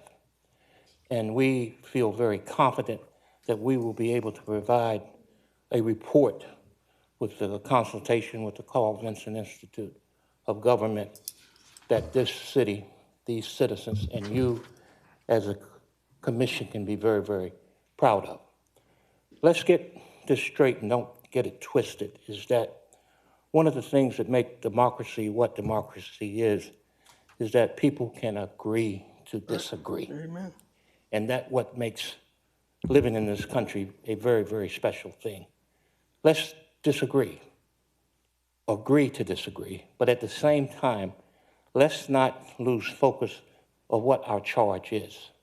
And that is to make Augusta, Georgia a better place to live based on its governance structure. And I think we will be able to provide you that. I will state my professional opinion here and my professional status that most of you know, that I've been a member of this community for the past 37 years. And I can guarantee you that this committee is not based on hidden agendas. Of course, at some time, people might agree along different lines. But at the end of the day, I think the votes will show you 11-0, 11-0, 10-1, that we are on the same page. And with that, Mr. Mayor and Mr. Commissioner, and I would hope that we would never be in a position that we would disrespect this body. No, we will not disrespect this body. If anything, we respect this body to the highest level. And that's why we are serving to do that. And with that, I'll end my comments, and if there are any questions, I'll be glad to answer them. Thank you, Vice Chair. If you just stay there, we got a few colleagues in the queue. Chair is going to yield to Commissioner Stacy Pulliam from the second. Thank you, Mayor Johnson. My last remarks are, with what was presented at the first meeting, may I direct this to Attorney Plunkett, please? Yes, ma'am, you may. Thank you. Are we, with what was presented at the first meeting, the diagram regarding the Charter Review Committee will propose a new revised charter to the governing authority, who will vote on whether to pass the revised charter? At this point in time, are we able to amend what is in place to add that, to go back and add that? And I can send out the diagram. My apologies for not sending out the diagram that was available in that first meeting. Hopefully I'll be responsive, but. Yes, sir. You know, I don't know the diagram you're referring to. I know that the actions that the board, this Charter Review Committee is doing things consistent with the resolution as of this. If the question is, can the County Commission change the resolution, the answer is yes. Okay. Thank you, Attorney Plunkett. With that, I still want to stand behind my motion, and so you can say yes or no, but I want to keep my motion as it is, to have the commission vote on the recommended charter, review final rendering as conveyed to our citizens and Charter Review Committee members at the onset of this process. The commission vote should take place prior to the charter change recommendation being sent to our state delegation. And so that is my motion. Thank you so much, Commissioner from the second. Madam Clerk, please let it be noted that the Commissioner from the second has made a motion that the recommendations be sent to the commission for approval prior to send to the legislative delegation. Is there a second? There's a second by Commissioner Johnson. Commissioner Rice, you're in the queue, madam. Is there anything you want to add before we vote?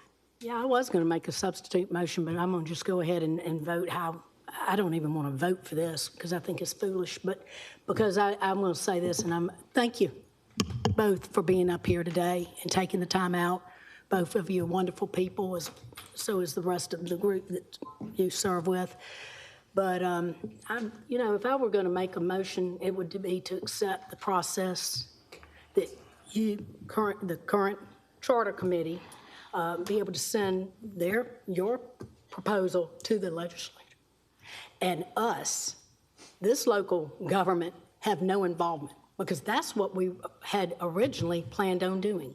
And now we're sitting here today, and we have some up here that want to be involved. And I will say, word on the street is that, and I'm going to say it like this, is that there are people out there that are wanting to slow this process down, and it is so daggum obvious. And I'm not going to say another word because it makes my blood boil. And it takes a lot to make me upset. Word on the street is word on the street. All right, colleagues, let's stay in proper order here. Let's just go ahead and vote. All right, thank you, Commissioner Rice. We have a motion and a proper seconded. Commissioner Turnley, madam, you're in the queue. Thank you, Mr. Mayor.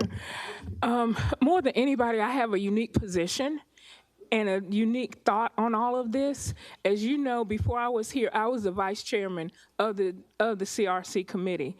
From the very beginning, people have always said that there was not transparency. I'm trying to figure out how in the world that happened. There were at least 3 sanctioned meetings by the CRC committee. There were other countless meetings in the community that, to my knowledge, most of the CRC committee members attended. I don't understand how people say it was not transparent. Now, it might be transparent because you didn't see what you wanted to see, which is different than what actually happened.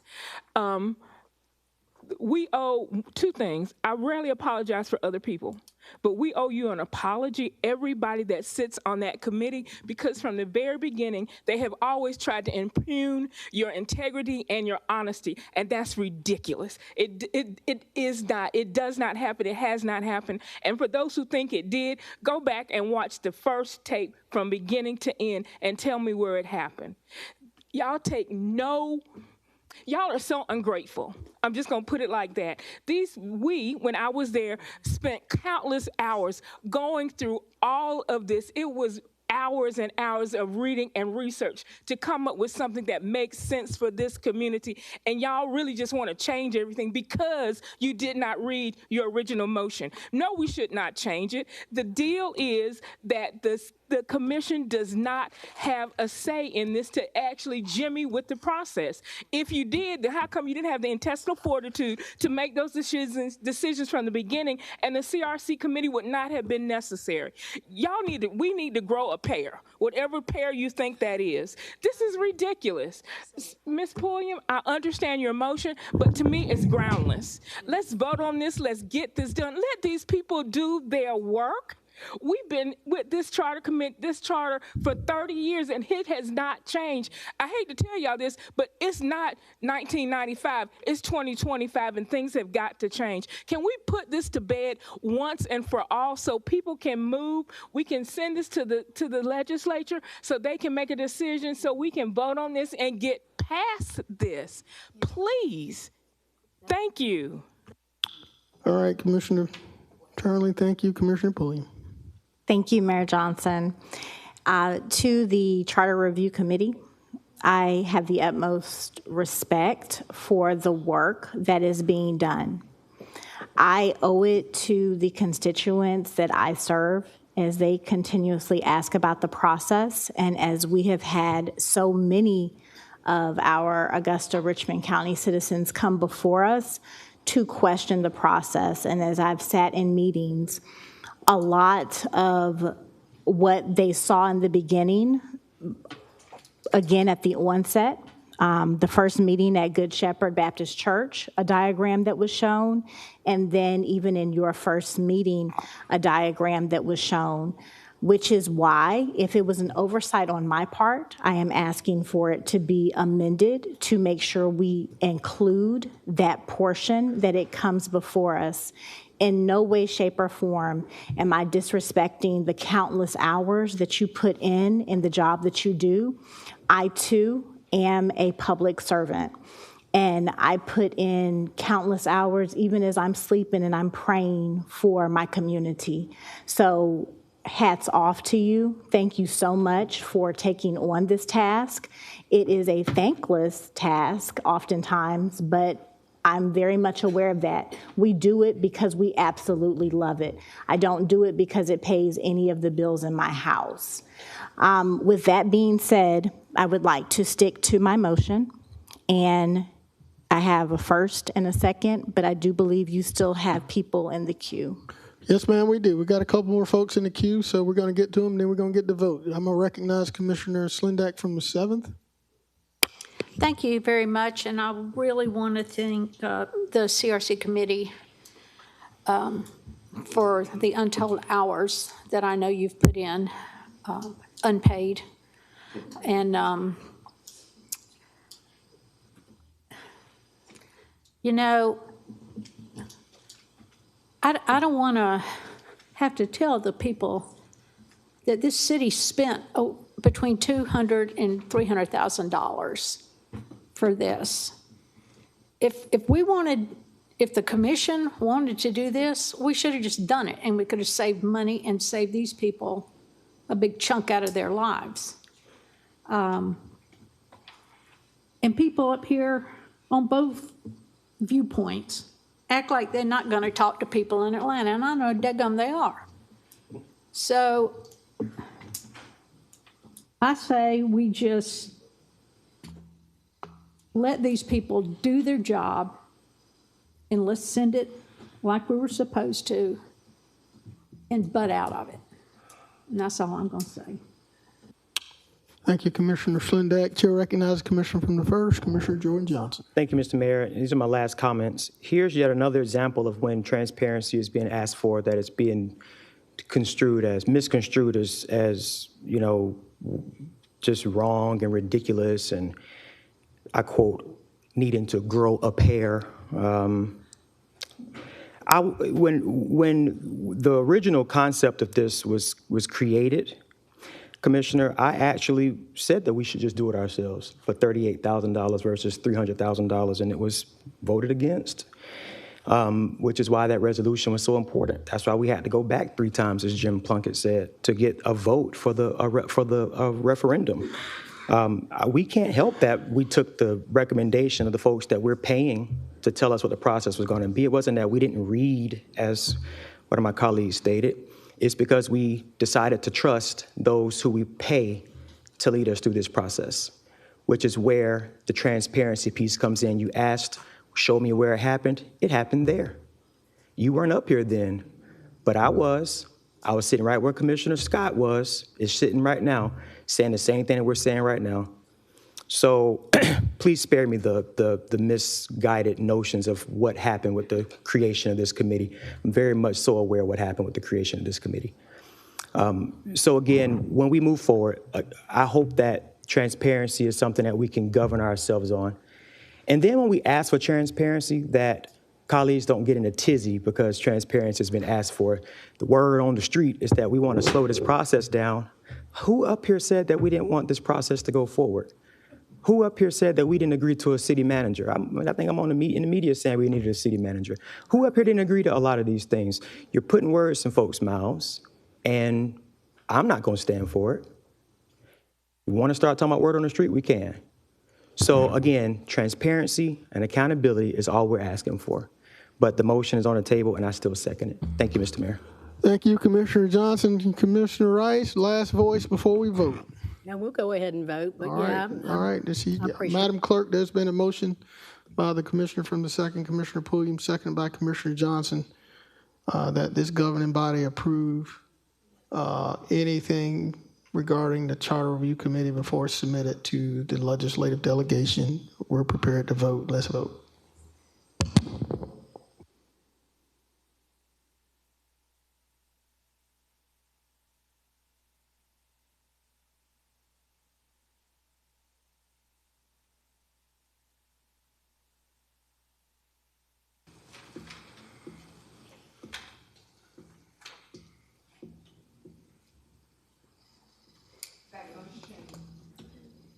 That motion fails 4-5 with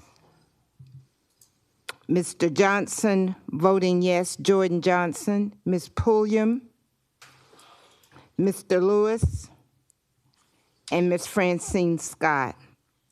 Voting no, Ms. Rice, Ms. Turnley, Mr. Clark, Ms. Slindack, and Mayor Johnson. Absent Mr. Garrett and Mr. Guilfoyle. Thank you, Madam Clerk. Let's move on to item number 20, please. Item number 20 is to task the administrator with developing a structured application and review process for nonprofit organizations requesting city funding. Thank you, Madam Clerk. Commissioner Pulliam, this is your item. You have the floor, madam. Mayor Johnson, I would actually like to move this item to committee just so we can do a more extensive discussion on the NGO process, if that's possible. I'm not sure how we do that at this point, but if I can get consensus to not consensus, but if we could move it. We're going to ask for consensus on this without objection. Is there any objection to moving item number 20 to committee? Madam Clerk, hearing or seeing no objection, we're going to move item 20 to committee. Okay. Thank you, Mayor Johnson. You're welcome. Thank you, Commissioner Pulliam. Let's move on to our final item, item 21, please. Item 20, 21 yeah, it's on consent. It was put on consent, so does that mean we are actually done for today? All right, before y'all leave, before we close this meeting out, today is election day, so if you haven't exercised your voice to participate in our democracy, please do so. And with that being noted, Madam Clerk, this meeting is hereby adjourned.